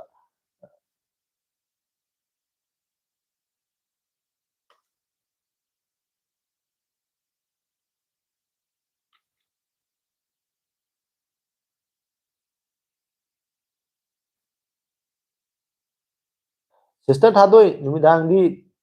ꯀꯩ ꯍꯥꯏꯅꯣ ꯊꯦꯡ ꯀꯥꯟꯗꯁꯨ ꯆꯤꯟꯗꯦꯀꯣ ꯍꯥꯏꯔꯤꯌꯦ ꯕꯤꯗ꯭ꯌꯥꯂꯛꯁꯃꯤ ꯑꯍꯩꯕꯝꯁꯨ ꯅꯨꯡꯉꯥꯏꯔꯤꯌꯦ ꯁꯥꯔ ꯍꯥꯏꯅ ꯍꯥꯏꯔꯝꯃꯦ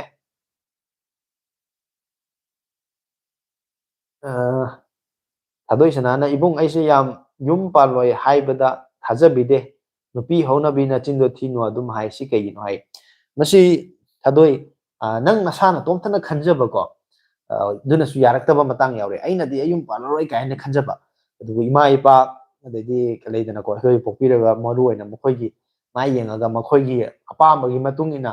ꯄꯥꯜꯂꯔꯣꯏ ꯈꯟꯕ ꯃꯌꯥꯝꯁꯨ ꯄꯥꯟꯈꯤꯕ ꯃꯌꯥꯝ ꯑꯃꯅꯤꯀꯣ ꯑꯗꯨꯒ ꯑꯩꯅ ꯐꯅꯌꯥꯝ ꯄꯥꯝꯖꯗ꯭ꯔꯒꯁꯨ ꯑꯩ ꯏꯃꯥ ꯏꯄꯥꯁꯤꯅ ꯃꯆꯥ ꯅꯤꯡꯉꯣꯜ ꯑꯃ ꯊꯥꯖꯗꯕꯤꯗ ꯁꯨꯃꯥꯏꯅ ꯑꯗꯨꯝ ꯂꯩꯕꯁꯤ ꯃꯣꯏꯗ ꯅꯨꯡꯉꯥꯏꯔꯣꯏ ꯀꯥꯏꯅ ꯈꯜꯂꯒ ꯏꯃꯥ ꯏꯄꯥꯒꯤꯗꯃꯛꯇ ꯈꯜꯂꯒ ꯄꯥꯟꯕꯁꯨ ꯃꯌꯥꯝ ꯌꯥꯎꯅꯒꯦ ꯁꯨꯝꯕꯁꯤꯅꯁꯨ ꯑꯣꯏꯅꯦꯅ ꯈꯜꯂꯦ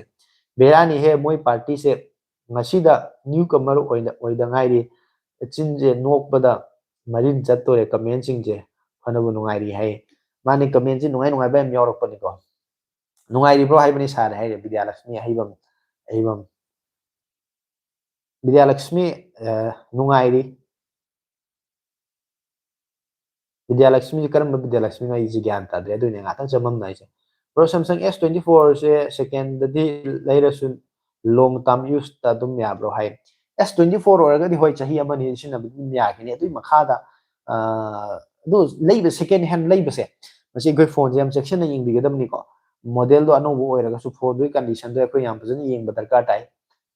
ꯑꯩꯁꯨ ꯅꯨꯡꯊꯤꯜꯗꯤ ꯊꯕꯛ ꯌꯥꯝ ꯆꯤꯜꯂꯤ ꯅꯨꯃꯤꯗꯥꯡꯗꯤ ꯀꯅꯥꯁꯨ ꯆꯤꯟꯗꯦꯀꯣ ꯊꯥꯗꯣꯏ ꯅꯨꯡꯁꯤꯕꯤ ꯍꯥꯏꯔꯤꯀꯣ ꯑꯣꯏꯔꯝꯒꯅꯤ ꯅꯥꯎꯕ ꯅꯨꯃꯤꯗꯥꯡꯗꯤ ꯁꯪꯗꯦ ꯁꯪꯉꯦ ꯑꯗꯣ ꯑꯩꯗꯤ ꯑꯗꯨꯝ ꯇꯨꯝꯃꯦ ꯍꯥꯏꯗꯤ ꯍꯣꯏ ꯁꯪꯕꯨꯗꯤ ꯃꯌꯥꯝ ꯂꯣꯏ ꯁꯪꯅꯩ ꯇꯨꯝꯕꯩ ꯋꯥ ꯈꯛꯇꯅꯦꯕ ꯅꯨꯃꯤꯗꯥꯡꯁꯦꯀꯣ ꯆꯨꯝꯃꯦ ꯌꯥꯝ ꯆꯨꯝꯕ ꯄꯥꯎꯈꯨꯝ ꯉꯥꯛꯇꯅꯤ ꯄꯤꯅꯔꯛꯏꯁꯦ ꯃꯌꯥꯝꯁꯦꯀꯣ ꯍꯩꯔ ꯁꯤꯡꯉꯕ ꯏꯁꯤꯡ ꯂꯤꯠꯇ꯭ꯔꯕ ꯉꯥꯛꯇꯅꯤ ꯂꯥꯏꯐꯁꯤꯗ ꯌꯥꯎꯔꯤꯁꯤꯡꯁꯦ ꯑꯗ ꯑꯩ ꯏꯁꯤꯡꯒꯤꯗ ꯊꯛꯈꯤꯒꯦ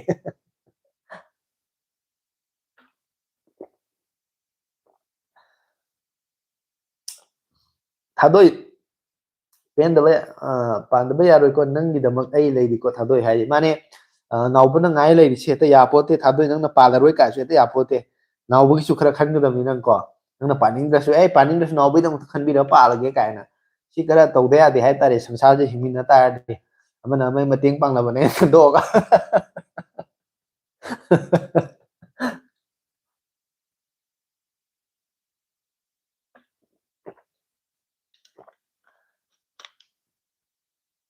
ꯕ꯭ꯔꯣꯒꯤ ꯂꯥꯏꯠꯇꯒꯤ ꯅꯨꯄꯥ ꯅꯨꯄꯤ ꯊꯨꯡꯅꯕ ꯌꯥꯎꯗꯣꯏꯕ ꯃꯥꯜꯂꯦꯗ ꯍꯥꯏ ꯑꯁ ꯌꯥꯎꯔꯝꯃꯅꯤ ꯍꯥꯟꯅꯁꯨ ꯑꯗꯣ ꯑꯩꯅ ꯈꯪꯗꯕꯅꯤ ꯃꯣꯏꯅ ꯍꯥꯏꯗꯣꯔꯛꯇꯕ ꯋꯥꯅꯤ ꯍꯌꯦꯡ ꯆꯍꯤꯒ ꯌꯥꯝꯃꯀꯥꯟꯗ ꯆꯍꯤ 3 5 10ꯒ ꯂꯩꯔꯀꯥꯟꯗ ꯁꯨꯃꯥꯏꯅ ꯇꯧꯅ ꯂꯥꯏꯐꯇ ꯊꯦꯡꯅꯈꯤꯕꯅꯤ ꯑꯗꯨꯝ ꯑꯩ ꯊꯨꯡꯅꯈꯤꯕꯅꯦꯅ ꯍꯥꯏꯗꯣꯔꯛꯄꯁꯨ ꯌꯥꯏ ꯍꯧꯖꯤꯛꯇꯤ ꯏꯀꯥꯏꯗꯅ ꯅꯧꯔꯤꯕ ꯍꯥꯏꯗꯣꯛꯇꯕ ꯑꯣꯏꯔꯝꯕꯁꯨ ꯌꯥꯏ ꯃꯗꯨ ꯉꯥꯏꯃꯤꯟꯅꯁꯤ ꯃꯌꯥꯝ ꯑꯩꯁꯨ ꯀꯟꯅ ꯉꯥꯏꯔꯤ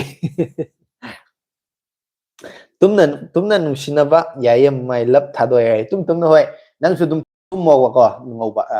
ꯑꯗꯣ ꯊꯥꯗꯣꯛꯏꯁꯨ ꯑꯗꯨꯝ ꯇꯨꯝꯕ ꯅꯕꯥꯅꯤ ꯃꯪꯗ ꯑꯗꯨꯝ ꯋꯥꯔꯤ ꯁꯥꯟꯅꯕ ꯍꯥꯏꯇꯥꯔꯦꯅꯦꯀꯣ ꯌꯥꯔꯦ ꯑꯗꯨꯝ ꯌꯥꯅꯤ ꯇꯥꯃꯣ ꯌꯥꯏ ꯍꯥꯏꯔꯤꯅꯦ ꯉꯧꯕ ꯑꯗꯨꯗꯤ ꯉꯜꯂꯤꯉꯩ ꯄꯨꯟꯁꯤ ꯇꯥꯡꯀꯛꯇ ꯁꯤꯟꯊꯥ ꯀꯩ ꯍꯥꯏꯅꯣ ꯁꯥꯊꯤꯅ ꯁꯣꯛꯈꯤꯕ ꯊꯃꯣꯏꯁꯦ ꯅꯪ ꯀꯃꯥꯏꯅ ꯈꯨꯗꯨꯝ ꯆꯟꯗꯣꯔꯤꯒꯦ ꯍꯥꯏꯔꯤꯒꯦ ꯃꯁꯤ ꯀꯩ ꯍꯥꯏꯅꯤ ꯍꯩꯇꯕ ꯑꯩꯈꯣꯏꯒꯨꯝꯕꯅꯗꯤ ꯈꯔ ꯍꯩꯔꯔꯣꯏ ꯑꯗꯨꯕꯨ ꯑꯍꯩꯕꯁꯤꯡꯒꯤꯗꯤ ꯃꯁꯤ ꯌꯥꯝ ꯂꯥꯏꯕ ꯁꯕꯖꯦꯛ ꯑꯣꯏꯔꯝꯃꯦ ꯑꯗꯨꯅ ꯃꯁꯤ ꯉꯝꯃꯝꯕ ꯌꯥꯏ ꯉꯧꯕꯅꯀꯣ ꯉꯝꯃꯝꯒꯅꯤꯅ ꯈꯜꯂꯝꯕ ꯌꯥꯏ ꯑꯗꯨꯅꯅꯤ ꯑꯗꯨꯗꯤ ꯄ꯭ꯔꯥꯛꯇꯤꯀꯦꯜ ꯑꯣꯏꯔꯤ ꯇꯧꯔꯀꯥꯟꯗ ꯈꯪꯕ ꯍꯥꯏꯗꯨꯅꯤ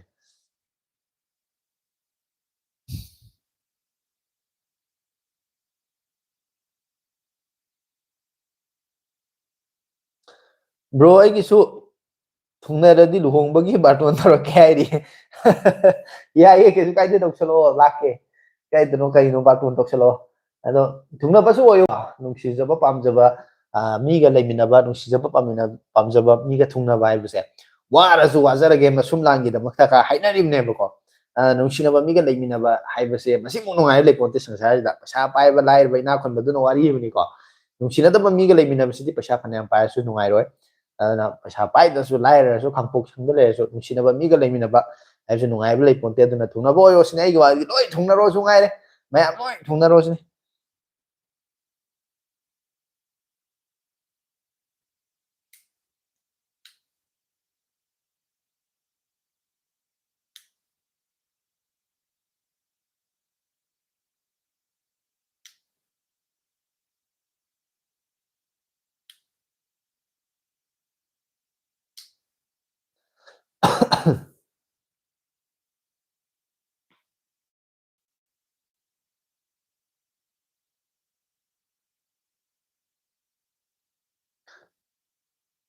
ꯀꯃꯦꯟ ꯂꯥꯛꯈꯤꯗ꯭ꯔꯦ ꯅꯦꯠꯋꯥꯛ ꯌꯥꯈꯤꯗ꯭ꯔꯕ꯭ꯔꯥ ꯅꯠꯇ꯭ꯔꯒ ꯀꯔꯤꯅꯣ ꯒ꯭ꯌꯥꯟ ꯇꯥꯗ꯭ꯔꯦ ꯅꯦꯠꯋꯥꯛꯁꯤ ꯆꯞꯈ꯭ꯔꯕ꯭ꯔꯥ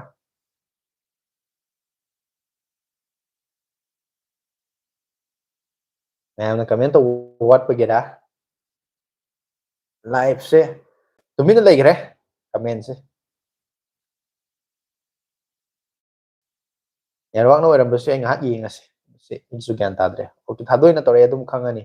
ꯅꯪꯕꯨ ꯅꯨꯡꯕꯨ ꯅꯨꯡꯁꯤꯔꯗꯤ ꯍꯥꯏꯔꯤꯕ ꯅꯤꯁꯥ ꯃꯌꯥꯝꯗꯣ ꯅꯨꯡꯕꯨ ꯅꯨꯡꯁꯤꯔꯗꯤ ꯐꯠꯇꯦ ꯍꯥꯏꯔꯤꯕ ꯅꯤꯁꯥ ꯃꯌꯥꯝꯗꯣ ꯆꯥꯔꯁꯨ ꯑꯗꯨꯝ ꯅꯨꯡꯁꯤ ꯍꯥꯏꯌꯦ ꯃꯥꯅꯤ ꯃꯁꯤ ꯃꯤꯑꯣꯏꯕꯒꯤ ꯍꯧꯅꯁꯥꯅꯦ ꯕ꯭ꯔꯣꯁꯦ ꯒꯦꯝ ꯁꯥꯟꯅꯔꯛꯑꯣ ꯁꯥꯟꯅꯔꯛꯇ꯭ꯔꯣ ꯂꯞꯀꯤ ꯍꯥꯏꯔꯤ ꯑꯩꯗꯤ ꯁꯥꯟꯅꯔꯛꯇꯦ ꯒꯦꯝ ꯅꯨꯡꯒꯗꯤꯀꯣ ꯑꯗꯨ ꯃꯇꯥꯡꯗꯗꯤ ꯑꯩꯗꯤ ꯂꯩꯈꯤꯗ꯭ꯔꯦ ꯍꯥꯔꯠ ꯕ꯭ꯔꯦꯛ ꯑꯣꯏꯔꯦ ꯏꯕꯨꯡ ꯍꯥꯏꯔꯤ ꯑꯩꯒꯤꯗꯤ ꯂꯩꯈꯤꯗ꯭ꯔꯦ ꯍꯥꯏꯁꯦ ꯀꯩꯅꯣ ꯒ꯭ꯌꯥꯟ ꯇꯥꯗ꯭ꯔꯦ ꯃꯣꯅꯤꯀꯥꯒꯤꯁꯦ ꯅꯨꯡꯉꯥꯏꯇꯕ ꯋꯥꯔꯤꯗꯤ ꯑꯣꯏꯔꯝꯗꯣꯏꯅꯤ ꯑꯗꯣ ꯑꯩ ꯍꯪꯗꯤ ꯍꯪꯅꯤꯡꯗꯕꯅꯦ ꯑꯗꯣ ꯀꯔꯤ ꯍꯥꯏꯅꯤꯡꯉꯤꯅꯣꯗꯣ ꯒ꯭ꯌꯥꯟ ꯇꯥꯗ꯭ꯔꯦ ꯑꯝꯇꯪ ꯍꯥꯏꯔꯛꯑꯗꯤ ꯅꯨꯡꯉꯥꯏꯅꯤ ꯑꯗꯣ ꯅꯪꯁꯦ ꯑꯩꯒꯤꯗꯤ ꯄꯨꯟꯁꯤꯒꯤ ꯑꯍꯥꯟꯕ ꯑꯣꯏꯗꯣꯏꯅꯤ ꯑꯗꯨꯅ ꯑꯩ ꯅꯪꯒꯤꯗꯃꯛ ꯆꯥꯎꯊꯣꯛꯅ ꯂꯦꯞꯄ ꯉꯝꯃꯤ ꯊꯥꯗꯣꯛꯏ ꯍꯥꯏꯔꯤ ꯃꯥ ꯁꯥꯕꯥꯁ ꯂꯣꯏꯔꯦ ꯋꯥꯔꯤꯁꯦ ꯉꯧꯕꯅ ꯀꯞꯊꯔꯛꯏ ꯑꯗꯨꯒ ꯅꯨꯄꯥꯅꯦ ꯑꯣ ꯃꯣꯅꯤꯀꯥ ꯋꯥꯔꯧ ꯌꯥꯗꯦꯀꯣ ꯑꯩ ꯈꯪꯗꯕꯒꯤ ꯍꯪꯕꯅꯦ ꯑꯗꯣ ꯄꯨꯟꯁꯤ ꯍꯥꯏꯕꯁꯦ ꯌꯥꯝ ꯅꯨꯡꯉꯥꯏꯇꯕ ꯊꯧꯗꯣꯛꯅꯦ ꯀꯃꯥꯏ ꯍꯥꯏꯅꯤ ꯃꯤꯄꯨꯝ ꯈꯨꯗꯤꯡꯃꯛꯇ ꯁꯤꯒꯤ ꯑꯦꯛꯁꯄꯤꯔꯤꯌꯦꯟꯁꯁꯦ ꯂꯩꯕ ꯅꯠꯇꯦ ꯊꯣꯛꯇꯕ ꯃꯤꯅ ꯃꯁꯤꯒꯤ ꯅꯨꯡꯉꯥꯏꯇꯕ ꯑꯋꯥꯕꯁꯤ ꯀꯅꯥꯁꯨ ꯈꯪꯉꯣꯏꯀꯣ ꯑꯗꯣ ꯀꯩꯁꯨ ꯊꯣꯏꯅ ꯈꯜꯂꯨꯔꯅꯨ ꯍꯥꯏꯇꯥꯔꯦꯀꯣ ꯃꯗꯨ ꯃꯤꯑꯣꯏꯕꯒꯤ ꯄꯨꯟꯁꯤꯅꯤ ꯉꯥꯡꯉꯤꯕ ꯑꯩꯁꯤꯁꯨ ꯀꯔꯤ ꯅꯨꯃꯤꯠꯇ ꯀꯔꯝ ꯀꯥꯟꯗ ꯁꯤꯗꯣꯏꯅꯣ ꯈꯪꯄꯣꯠꯇꯦ ꯍꯌꯦꯡ ꯁꯤꯅꯤ ꯉꯁꯤ ꯁꯤꯅꯤ ꯇꯝ ꯉꯝꯄꯣꯠꯇꯦ ꯃꯤꯑꯣꯏꯕꯒꯤ ꯃꯄꯣꯛ ꯍꯥꯏꯁꯦ ꯁꯤꯕꯒꯤ ꯂꯃꯟꯗꯤ ꯇꯣꯜꯂ ꯂꯩꯔꯕꯅꯤꯀꯣ ꯑꯗꯨꯅ ꯑꯍꯥꯟ ꯑꯀꯣꯟꯒꯤ ꯋꯥꯔꯤꯅꯤ ꯑꯗꯣ ꯂꯩꯍꯧꯔꯤꯕꯁꯤꯡꯗꯨꯅ ꯃꯣꯏꯒꯤ ꯋꯥꯍꯧꯕꯗꯨꯒꯤ ꯅꯠꯇ꯭ꯔꯒꯅ ꯑꯩꯈꯣꯏꯅ ꯃꯩꯆꯥꯛ ꯄꯨꯍꯧꯕꯗꯨꯒꯤ ꯋꯥꯅꯤ ꯆꯠꯈꯤꯕꯁꯤꯡꯗꯨꯗꯤ ꯃꯣꯏꯗꯤ ꯀꯩꯁꯨ ꯃꯗꯨꯒꯤ ꯑꯋꯥꯕꯗꯣ ꯎꯔꯝꯕꯗꯤ ꯌꯥꯏ ꯂꯥꯏ ꯑꯣꯏꯅꯀꯣ ꯃꯣꯏꯅ ꯑꯗꯨ ꯈꯪꯉꯔꯣꯏꯗꯕꯅꯤ ꯑꯩꯈꯣꯏꯅ ꯃꯣꯏꯅ ꯈꯪꯉꯤꯔꯥ ꯈꯪꯗ꯭ꯔꯤꯕ꯭ꯔꯥ ꯑꯗꯨꯗꯤ ꯈꯪꯗꯕꯅꯤ ꯑꯗꯣ ꯂꯩꯍꯧꯔꯤꯕꯁꯤꯡꯒꯤꯗꯃꯛꯇ ꯈꯜꯂꯒ ꯑꯩꯈꯣꯏ ꯅꯨꯡꯉꯥꯏꯅ ꯍꯤꯡꯕ ꯑꯃꯗꯤ ꯆꯥꯎꯊꯣꯛꯅ ꯄꯨꯛꯆꯦꯜ ꯆꯥꯎꯊꯣꯛꯅ ꯋꯥꯈꯜ ꯆꯥꯎꯊꯣꯛꯅ ꯍꯤꯡꯕ ꯑꯃꯗꯤ ꯗꯔꯀꯥꯔ ꯇꯥꯏ ꯑꯗꯨꯒ ꯑꯩꯅ ꯉꯁꯥꯏ ꯃꯃꯥꯡꯗꯁꯨ ꯍꯥꯏꯕꯗꯣ ꯍꯧꯈꯤꯕ ꯆꯠꯈꯤꯕꯁꯤꯡꯗꯣ ꯑꯩꯈꯣꯏꯅ ꯑꯗꯨꯝ ꯅꯤꯡꯁꯤꯡ ꯂꯩꯕꯁꯦ ꯃꯁꯤꯗꯤ ꯐꯠꯇꯦ ꯃꯤꯑꯣꯏꯕ ꯍꯥꯏꯕꯁꯤ ꯑꯀꯥꯎꯕꯒꯤ ꯃꯅꯥꯏꯅꯤꯁꯨ ꯍꯥꯏꯅꯩꯗꯅꯀꯣ ꯀꯥꯎꯕꯁꯨ ꯇꯝꯕ ꯈꯔ ꯐꯩ ꯀꯥꯎꯊꯣꯛꯇ꯭ꯔꯒꯗꯤ ꯑꯩꯈꯣꯏꯅ ꯑꯗꯨꯝ ꯃꯗꯨ ꯑꯗꯨꯝ ꯅꯤꯡꯁꯤꯡ ꯂꯩꯔꯒꯗꯤ ꯑꯩꯒꯤ ꯏꯕꯣꯛ ꯏꯄꯨ ꯂꯩꯗꯅꯀꯣ ꯑꯩꯒꯤ ꯃꯔꯤ ꯃꯇꯥ ꯁꯥꯒꯩ ꯅꯥꯇꯩ ꯂꯩꯈꯤꯗꯕ ꯃꯌꯥꯝꯗꯣ ꯑꯗꯨꯝ ꯅꯤꯡꯁꯤꯡ ꯂꯩꯔꯒꯗꯤ ꯑꯩ ꯉꯁꯤꯁꯦ ꯍꯤꯡꯕ ꯉꯝꯃꯣꯏꯕ ꯍꯌꯦꯡꯁꯨ ꯍꯤꯡꯕ ꯉꯝꯃꯣꯏꯕ ꯑꯗꯨꯝ ꯋꯥꯅꯦꯕ ꯅꯨꯡꯉꯥꯏꯇꯕꯗ ꯑꯗꯨꯝ ꯍꯤꯡꯒꯅꯦꯕ ꯑꯗꯨꯅ ꯈꯔ ꯀꯥꯎꯊꯣꯛꯄ ꯇꯝꯕ ꯐꯩ ꯑꯗꯨꯕꯨ ꯃꯤꯑꯣꯏꯕꯒꯤ ꯄꯨꯟꯁꯤꯗ ꯊꯣꯛꯈꯤꯕ ꯈ꯭ꯋꯥꯏꯗꯒꯤ ꯅꯨꯡꯉꯥꯏꯇꯕ ꯊꯧꯗꯣꯛ ꯍꯥꯏꯁꯦ ꯄꯥꯛꯇꯤ ꯀꯥꯎꯊꯣꯛꯄꯗꯤ ꯉꯝꯗꯕꯅꯤ ꯑꯗꯨꯅ ꯀꯩ ꯍꯥꯏꯅꯤ ꯀꯥꯎꯊꯣꯛꯄ ꯈꯔ ꯇꯝꯕꯅ ꯐꯔꯦ ꯁꯤꯗꯩ ꯍꯦꯟꯅ ꯑꯩ ꯌꯥꯝ ꯍꯥꯏꯅꯤꯡꯗ꯭ꯔꯦ ꯌꯥꯝ ꯑꯦꯛꯁꯄ꯭ꯂꯦꯟ ꯇꯧꯁꯨ ꯇꯧꯅꯤꯡꯗ꯭ꯔꯦ ꯆꯩꯅꯥ ꯐꯪꯗꯕ ꯃꯤꯅ ꯆꯩꯅꯥ ꯃꯗꯨꯒꯤ ꯑꯋꯥꯕ ꯈꯪꯉꯣꯏ ꯍꯥꯏꯕꯒꯨꯝꯕꯅꯤ ꯊꯥꯗꯣꯏ ꯅꯪꯒꯤ ꯁꯦꯡꯂꯒ ꯊꯃꯣꯏꯗꯨ ꯑꯩ ꯌꯥꯝ ꯄꯥꯝꯃꯤ ꯍꯥꯏꯔꯤꯌꯦꯀꯣ ꯄꯥꯝꯃꯦ ꯍꯥꯏꯔꯤꯉꯩꯁꯤꯗ ꯄꯤꯕꯤꯍꯧꯔꯣ ꯃꯁꯤ ꯀꯣ ꯉꯧꯕ ꯅꯨꯄꯥ ꯅꯨꯄꯤ ꯅꯨꯡꯁꯤꯅꯕ ꯍꯧꯅꯁꯥꯅꯤ ꯑꯗꯣ ꯂꯝꯕꯤꯗ ꯆꯠꯂꯤꯕ ꯅꯨꯄꯥ ꯆꯥꯝꯃꯗꯣ ꯂꯣꯏ ꯅꯨꯡꯁꯤꯕ ꯄꯣꯛꯑꯣ ꯍꯥꯏꯕꯗꯤ ꯌꯥꯗꯦ ꯍꯣꯏ ꯑꯩ ꯅꯪꯕꯨ ꯅꯨꯡꯁꯤꯕ ꯐꯥꯎꯔꯛꯄ꯭ꯔꯥ ꯌꯦꯡꯈꯤꯒꯦ ꯍꯥꯏꯔꯤ ꯃꯥꯅꯦ ꯌꯦꯡꯁꯤ ꯐꯥꯎꯔꯛꯄ꯭ꯔꯥ ꯌꯦꯡꯁꯤ ꯐꯥꯎꯔꯛꯑꯒꯗꯤ ꯀꯃꯦꯟꯗ ꯀꯩꯗ ꯑꯩꯈꯣꯏꯁꯨ ꯑꯗꯨꯝ ꯎꯔꯛꯀꯅꯤꯀꯣ ꯃꯣꯏ ꯑꯅꯤꯒꯤ ꯋꯥꯔꯤꯁꯦ ꯑꯩꯈꯣꯏꯁꯨ ꯀꯩꯅꯣꯝꯃ ꯌꯥꯎꯔꯛꯑꯦ ꯀꯥꯏꯁꯦ ꯑꯩꯈꯣꯏꯁꯨ ꯍꯦꯛꯇ ꯎꯗꯣꯔꯤꯕꯅꯤ ꯈꯪꯗꯣꯔꯤꯕꯅꯤ ꯑꯗꯣ ꯌꯦꯡꯉꯁꯤ ꯉꯥꯏꯃꯤꯟꯅꯔꯁꯤ ꯄꯨꯟꯁꯤꯁꯦ ꯌꯥꯝ ꯄꯨꯟꯁꯤꯁꯦ ꯌꯨꯝ ꯄꯥꯟꯒꯦꯅꯁꯨ ꯈꯟꯗ꯭ꯔꯦꯗ ꯏꯕꯨꯡ ꯉꯝꯗꯦ ꯉꯝꯗꯦ ꯑꯗꯨꯗꯤ ꯌꯥꯝ ꯆꯨꯝꯃꯤ ꯍꯣꯏ ꯌꯨꯝ ꯄꯥꯟꯗꯕ ꯍꯥꯏꯕꯗꯨꯗꯤ ꯇꯧꯍꯟꯅꯤꯡꯗꯦꯀꯣ ꯐꯠꯇꯦ ꯌꯥꯝ ꯁꯦꯡꯅ ꯍꯥꯏꯔꯀꯥꯟꯗꯅꯦ ꯑꯗꯨꯒꯤ ꯁꯥꯏꯠꯇꯨ ꯂꯣꯏ ꯅꯥꯊꯩꯔꯀꯥꯟꯗ ꯈꯤꯇꯪ ꯅꯣꯛꯊꯣꯛꯄ ꯌꯥꯅꯕ ꯑꯃ ꯀꯩꯅꯣꯝ ꯍꯥꯏꯔꯛꯀꯦꯕꯀꯣ ꯑꯩꯈꯣꯏ ꯃꯩꯇꯩ ꯃꯁꯤꯡ ꯌꯥꯝ ꯋꯥꯠꯂꯦꯀꯣ ꯑꯗ ꯅꯣꯏ ꯑꯗꯨꯃꯥꯏꯅ ꯌꯨꯝ ꯄꯥꯟꯗꯕ ꯃꯤ ꯃꯁꯤꯡ ꯌꯥꯝꯈꯠꯂꯛꯑꯒꯗꯤ ꯃꯩꯇꯩꯁꯦ ꯅꯣꯡꯃ ꯃꯁꯤꯡ ꯁꯨꯝ ꯍꯟꯊꯔꯛꯀꯗꯣꯏꯅꯦꯕ ꯑꯗꯨꯃꯛꯇꯤ ꯇꯧꯍꯟꯅꯤꯡꯗꯦ ꯑꯩꯗꯤꯀꯣ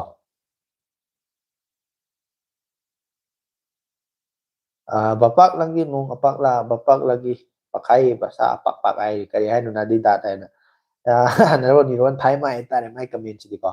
Hi, Nani, that I didn't know, understand what you're talking about and what you're going to explain him over here. If you can understand English, Hindi, or another language which I can understand, please comment in that language only. Yeah, but Nani, Harry. ꯑꯩꯗꯤ ꯅꯪ ꯀꯨꯏꯔꯦ ꯅꯨꯡꯁꯤꯕ ꯐꯥꯎꯔꯛꯄ ꯊꯥꯗꯣꯏ ꯑꯩꯒꯤ ꯃꯪꯂꯥꯟꯁꯤ ꯇꯥꯏꯕꯪ ꯐꯥꯎꯍꯟꯕꯤꯌꯨ ꯀꯩꯗꯧꯔꯒꯦ ꯊꯥꯗꯣꯏ ꯍꯥꯏꯔꯤ ꯐꯥꯎꯕ ꯑꯣꯏꯁꯅꯨ ꯑꯗꯨꯅ ꯃꯦꯁꯦꯖ ꯀꯛꯊꯠꯈ꯭ꯔꯦ ꯀꯃꯦꯟ ꯑꯩꯅꯗꯤ ꯄꯥꯍꯧꯔꯦ ꯃꯌꯥꯝ ꯂꯣꯏ ꯇꯥꯈ꯭ꯔꯦ ꯅꯥꯎꯕ ꯅꯪ ꯌꯥꯔꯔꯣꯏ ꯁꯤ ꯃꯇꯥꯡꯁꯤꯃꯗꯤ ꯉꯥꯛꯄꯤꯕ ꯉꯝꯗ꯭ꯔꯦ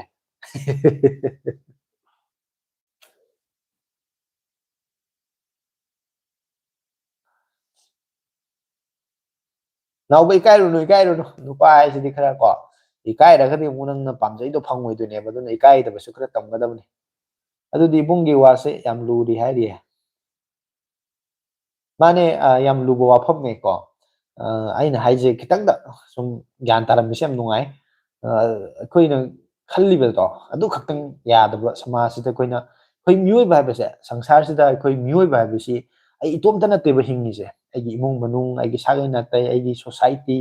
da aigi leibak haina aigi country haina leida ini dana ko aduda aigi responsibility se am chawe ko ai na tawramba ai na ngamba thodang khaidi tawrang da baneba aduna ai mioi ba bise social animal ni ai itomta leiba hinaba hingba jiba pamba jiba nati mayamga leiraga mayamga loinaraga leiga nungai jaba jibam khane aduna ai si mayamgi punglon di matungna ai sabam sangi ko aduna aina yum paningre na panda bado aigi apamani aigi right ni kanamta na su thingbu budi ngamoy adu oirga su maduna maram oirga gi samaj da society da aigi family da aigi da soira kada boy targa de madugi poto lale aina khali chumma su lale aduna madu su hongdokpam changi aduna kitang wakhan khanda phai wa se lubudi am luri ko adoi aigi manglan si taibang phone bu ka dawage hari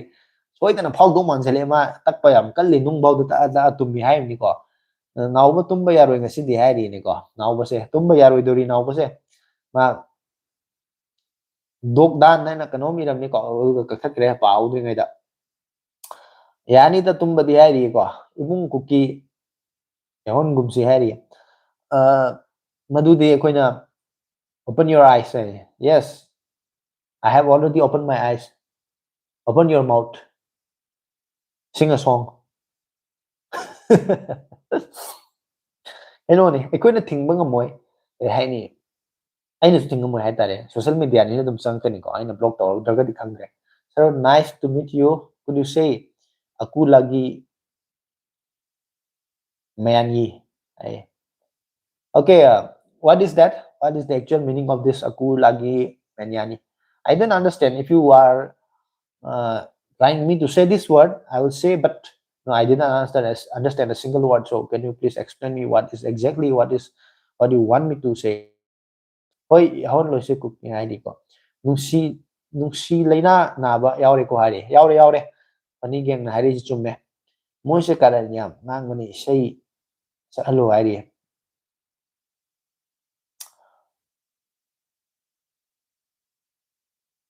khaurang ba kan da ising tha e adubu ising khuding thakpa yade kai no ising khuding thakpa yade thakna ba ising de luna na thami adu adugum ledam lenda tingraba kainom hairi ga koi pa gi mabu aina thaknaba isingum aigi thamoida thamli aduna kawba ngamdri hari adudi yaroi thadoi adugi wakhalon do ko hoi nang na khai do khali do chummi lali haibudi nati adu adumai dum khalleraga di sangsar je ko samaj khoi ngasai aina haibi do ngasai gi universal law ne masi prithvi khongchat se kairakani hai tare mi pung gudi ma adumai khanarak ta ga aduna madu di khoi khanbam thokte hai adumai hai ga thadoi chat khrabo thadoi I am sorry hai okay shut your mouth aina no hai ni ko I'm telling you that shut your mouth and don't speak rubbish you don't have any knowledge about it and what do you have any if you have any knowledge then explain me what is the knowledge you have what is the knowledge you gather from your life and you don't know the manner how to speak to other people to unknown people I didn't know you and you didn't know me and you joined my live session I haven't invited you also and you speaking me in that way it's totally it's it's showing that how you are a civilized person how you are very civilized everybody comes to know that by your comment did I say anything any bad word to you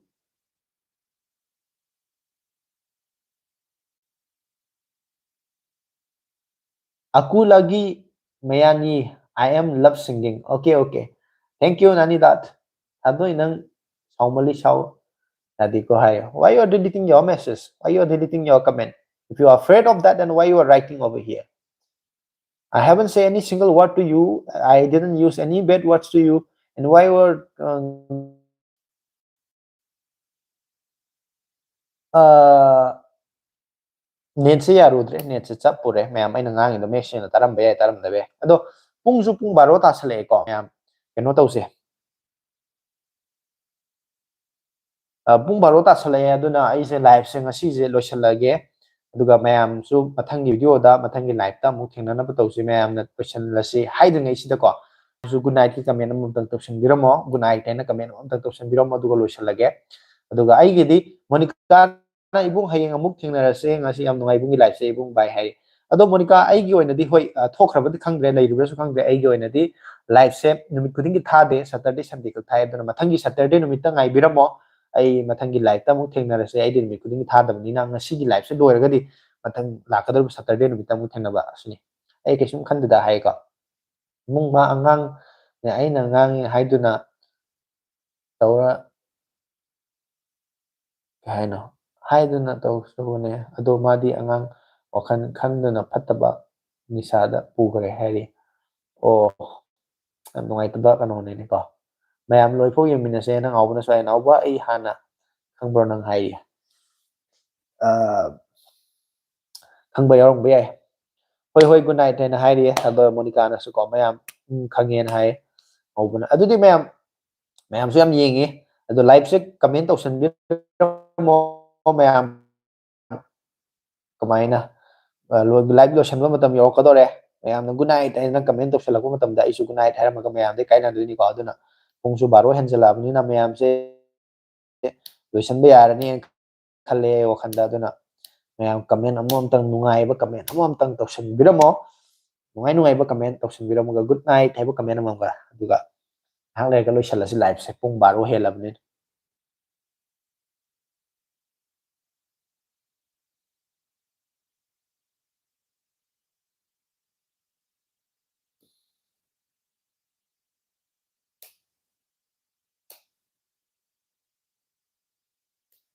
nawba nang Facebook kamai lege hari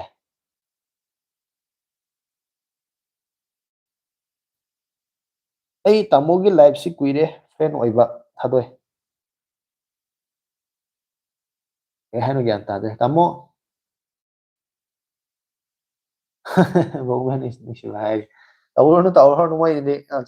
tawkhataba mi hoirame comment je ko tawse ko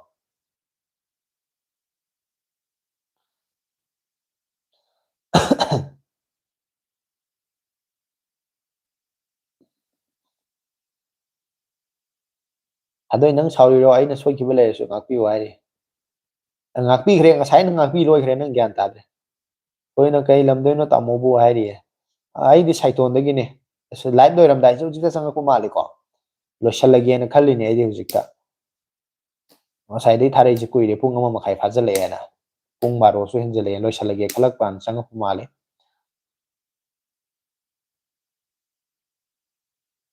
chare chare chak pung 12 makhai phau thaji hairi ne nawbana nawba pung 12 makhai bawdi kuimando male ai wasale do minit 5 10 dum mayam interest ko ngahak minit 5 10 di dum thagi ba yari do yamdi sangna jon tharoise nawba saudi nang ai khange haibaduda khangningba Facebook haiba noi tabra hairi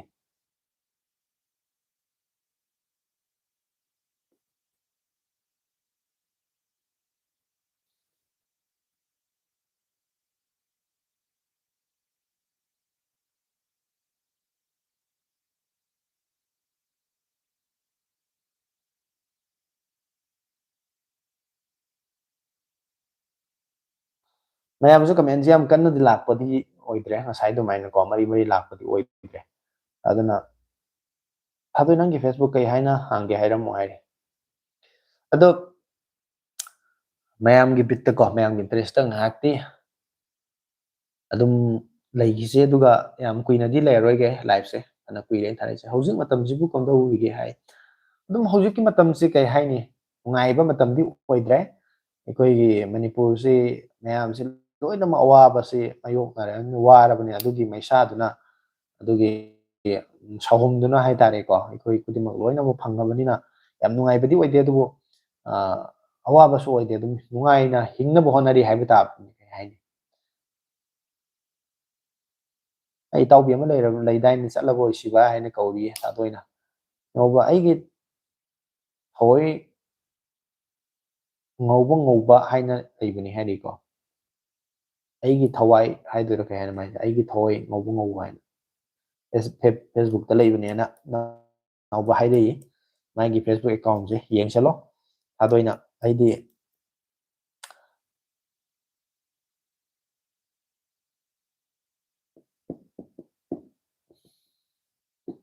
ꯑꯩ live ꯊꯥꯔꯛꯏꯁꯦ ꯄꯨꯡ 1:13 ꯆꯠꯂꯦꯕ ꯑꯗꯨꯅꯅꯦ ꯀꯅꯥꯅꯣ ꯈꯧꯅꯥꯎ ꯅꯥꯏꯗ ꯍꯥꯏꯔꯤꯅꯦ ꯉꯧꯕ ꯍꯥꯏꯅ ꯂꯩꯕꯅꯤ ꯍꯥꯏꯔꯤ ꯀꯩ ꯃꯊꯦꯜ ꯆꯥꯔꯒꯦ ꯉꯁꯤꯗꯤ ꯉꯁꯤꯁꯦ ꯍꯋꯥꯏꯗ ꯃꯊꯦꯜ 2 ꯇꯧꯈ꯭ꯔꯦ ꯀꯤꯂꯤ ꯆꯅꯥ ꯍꯥꯏꯒꯗ꯭ꯔꯥ ꯃꯪꯒꯟꯗ ꯑꯩꯈꯣꯏꯅ ꯃꯍꯤ ꯈꯔ ꯆꯣꯠꯂꯛ ꯇꯧꯔꯒ ꯉꯧꯕꯗꯣ ꯑꯗꯨꯃꯥꯏꯅ ꯇꯧꯔꯦ ꯑꯗꯩꯗꯤ ꯁꯂꯥꯗ ꯑꯃ ꯇꯧꯔꯦ ꯑꯗꯩꯗꯤ ꯀꯩ ꯍꯥꯏꯅꯤ ꯑꯩꯈꯣꯏꯒꯤ ꯂꯩꯕꯥꯛ ꯍꯋꯥꯏꯗꯣ ꯑꯩꯈꯣꯏꯅ ꯕꯗꯥꯝ ꯍꯥꯏꯅꯕꯗꯣ ꯕꯗꯥꯝꯗꯤ ꯅꯠꯇꯦ ꯑꯗꯨ ꯃꯨꯡꯐꯂꯤ ꯍꯥꯏꯇꯥꯔꯦꯀꯣ ꯑꯗꯨꯃꯥꯏꯅ ꯈꯔ ꯇꯧꯔꯦ ꯑꯗꯨꯒ ꯄꯥꯄꯔꯒ ꯇꯧꯔꯀꯥꯟꯗ ꯑꯗꯨꯝ ꯈꯔ ꯇꯧꯈ꯭ꯔꯦ ꯃꯊꯦꯜꯁꯦ ꯈꯔ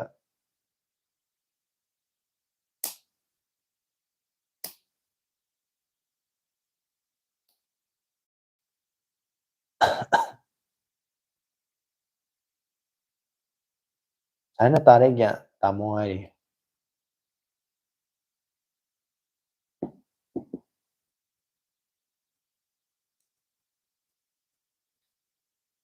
ꯃꯌꯥꯝꯅ ꯀꯃꯦꯟꯁꯦ ꯂꯥꯏꯚꯄꯨꯗꯤ ꯌꯦꯡꯉꯝꯒꯅꯦꯕ ꯊꯦꯡꯀ꯭ꯌꯨ ꯇꯥꯃꯣꯒ ꯇꯧꯁꯜꯂꯛꯏ ꯅꯧꯕꯅ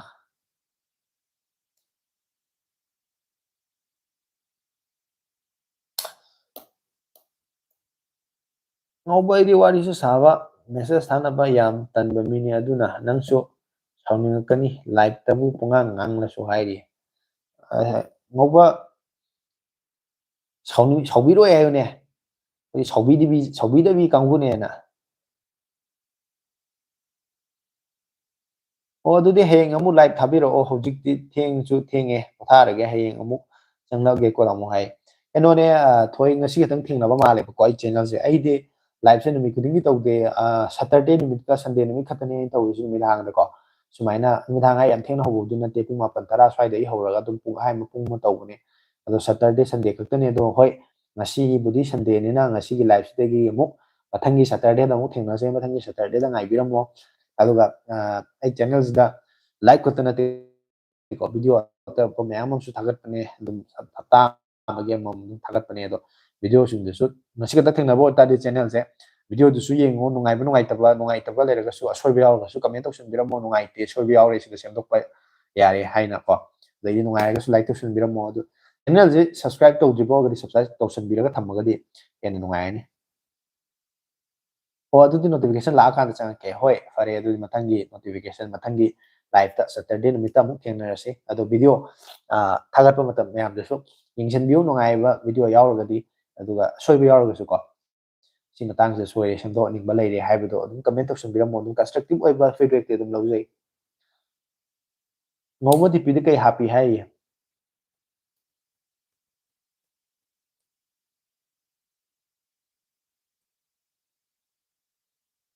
ꯅꯦꯃꯥꯔꯒꯤ ꯐꯣꯇꯣ ꯊꯝꯕꯅꯦ ꯍꯥꯏꯔꯤꯅꯦ ꯅꯦꯃꯥꯔꯗ ꯌꯥꯎꯕꯝ ꯊꯤꯔꯣ ꯍꯩ ꯏꯕꯨꯡ ꯄꯣꯊꯥꯔꯣ ꯊꯦꯡꯉꯦ ꯍꯥꯏ ꯍꯣꯏ ꯑꯗꯣ ꯑꯩꯁꯨ ꯂꯣꯏꯁꯤꯜꯂꯒꯦꯅ ꯈꯜꯂꯝꯕꯅꯦ ꯊꯣꯏꯅꯁꯨ ꯒꯨꯗ ꯅꯥꯏꯠ ꯍꯥꯏꯔꯦꯀꯣ ꯑꯗꯣ ꯃꯌꯥꯝ ꯌꯦꯡꯉꯤꯕ ꯃꯌꯥꯝꯁꯦ ꯂꯣꯏꯅꯃꯛ ꯒꯨꯗ ꯅꯥꯏꯠ ꯍꯥꯏꯅ ꯀꯃꯦꯟ ꯑꯃꯃꯝꯇꯪ ꯏꯁꯟꯕꯤꯔꯝꯃꯣ ꯑꯗꯨꯗꯩ ꯃꯌꯥꯝꯗ ꯑꯩꯁꯨ ꯃꯣꯅꯤꯀꯥ ꯌꯥꯝꯅ ꯏꯃꯥꯏ ꯂꯣꯏꯔꯝꯗ꯭ꯔꯤꯅꯦ ꯍꯥꯏꯔꯤ ꯂꯣꯏꯁꯟꯒꯦ ꯇꯧꯔꯒ ꯂꯣꯏꯕ ꯉꯝꯗ ꯂꯩꯔꯦ ꯃꯌꯥꯝꯁꯤꯅꯀꯣ ꯑꯗꯣ ꯂꯣꯏꯁꯤꯜꯂꯅꯤ ꯃꯌꯥꯝꯅ ꯉꯁꯤꯁꯨ ꯀꯣꯛ ꯌꯥꯝ ꯆꯤꯛꯑꯦ ꯍꯥꯏ ꯃꯌꯥꯝꯅ ꯒꯨꯗ ꯅꯥꯏꯠ ꯍꯥꯏꯅ ꯀꯃꯦꯟ ꯑꯃꯃꯝꯇꯪ ꯇꯧꯁꯟꯕꯤꯔꯛꯑꯣ ꯑꯗꯣ ꯒꯨꯗ ꯅꯥꯏꯠ ꯍꯥꯏꯕ ꯀꯃꯦꯟ ꯃꯌꯥꯝꯗꯣ ꯎꯔꯒ ꯑꯩꯁꯨ ꯃꯌꯥꯝꯗ ꯑꯐꯕ ꯑꯍꯤꯡ ꯑꯃ ꯑꯣꯏꯔꯁꯅꯨ ꯍꯥꯏꯅ ꯃꯪ ꯐꯔꯁꯦ ꯃꯌꯥꯝ ꯍꯣꯏ ꯉꯁꯤꯒꯤ ꯅꯨꯡꯉꯥꯏꯕ ꯑꯍꯤꯡ ꯑꯃ ꯉꯁꯤꯒꯤ ꯅꯨꯃꯤꯠꯁꯤꯃ ꯍꯧꯈ꯭ꯔꯀꯥꯟꯗ ꯍꯌꯦꯡ ꯅꯣꯡꯉꯥꯜꯂꯀꯥꯟꯗꯀꯣ ꯑꯩꯈꯣꯏ ꯅꯣꯡꯉꯥꯜꯂꯒ ꯇꯨꯝ ꯍꯧꯒꯠꯂꯛꯄ ꯃꯇꯝꯗ ꯑꯌꯨꯛ ꯑꯣꯏꯕ ꯃꯇꯝꯗ ꯍꯌꯦꯡꯁꯦ ꯑꯩꯅ ꯇꯧꯒꯦ ꯑꯩꯅ ꯁꯤꯃ ꯇꯧꯒꯦꯅ ꯈꯟꯖꯔꯤꯕ ꯊꯕꯛꯁꯤꯡꯗꯨ ꯏꯁꯥ ꯏꯁꯥꯅ ꯄꯥꯝꯖꯕ ꯏꯁꯥ ꯏꯁꯥꯅ ꯅꯤꯡꯖꯕ ꯊꯕꯛꯁꯤꯡꯗꯣ ꯂꯣꯏꯅꯃꯛ ꯃꯥꯏ ꯄꯥꯛꯅ ꯇꯧꯕ ꯉꯝꯕ ꯑꯣꯏꯕ ꯑꯗꯨꯒꯨꯝꯕ ꯑꯐꯕ ꯅꯨꯃꯤꯠ ꯑꯃ ꯑꯣꯏꯔꯁꯅꯨ ꯍꯥꯏꯅ ꯑꯩꯁꯨ ꯃꯌꯥꯝꯗ ꯋꯤꯁ ꯄꯤꯔꯤ ꯑꯗꯨꯒ ꯗꯤꯛꯁ ꯕꯦꯔꯥ ꯇꯧ ꯂꯩꯔꯦ ꯑꯗꯨꯒꯤꯅꯦ ꯍꯥꯏꯔꯤ ꯃꯥꯅꯦ ꯗꯤꯛꯁ ꯑꯞ ꯂꯩꯔꯦ ꯑꯗꯣ ꯅꯪ ꯑꯩꯒꯤ ꯊꯃꯣꯏꯕꯨ ꯁꯦꯡꯅ ꯈꯪꯂꯗꯤ ꯇꯦꯛꯁ ꯇꯣꯏꯅ ꯊꯥꯔꯛꯎꯀꯣ ꯍꯥꯏꯔꯤ ꯇꯦꯛꯁ ꯑꯣꯏꯅ ꯍꯣꯏ ꯉꯧꯕꯒ ꯊꯥꯗꯣꯛꯏꯒꯒꯤ ꯋꯥꯔꯤꯗꯨꯅ ꯑꯃꯨꯛ ꯃꯈꯥ ꯆꯠꯊꯕ ꯑꯣꯏꯔꯁꯅꯨꯀꯣ ꯑꯇꯣꯞꯄꯗ ꯑꯗꯨꯒ ꯂꯥꯏꯚꯁꯤꯗꯤ ꯉꯥꯏꯍꯥꯛ ꯂꯣꯏꯁꯟꯅꯕ ꯇꯧꯔꯒꯦ ꯑꯗꯣ ꯃꯌꯥꯝ ꯀꯃꯦꯟ ꯑꯃꯃꯝꯇꯪ ꯒꯨꯗ ꯅꯥꯏꯠ ꯍꯥꯏꯅ ꯀꯃꯦꯟ ꯑꯃꯃꯝꯇꯪꯗꯤ ꯇꯧꯁꯟꯕꯤꯔꯝꯃꯣ ꯑꯗꯨꯒ ꯂꯣꯏꯁꯜꯂꯁꯦ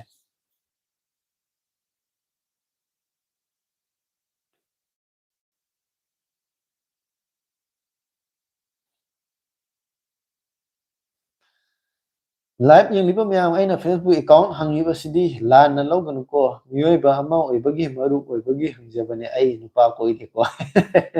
ꯁꯦꯡꯗꯣꯛꯆꯕ ꯍꯥꯏꯅ ꯗꯤꯁꯀ꯭ꯂꯦꯃꯔ ꯑꯃ ꯊꯥꯔꯛꯏ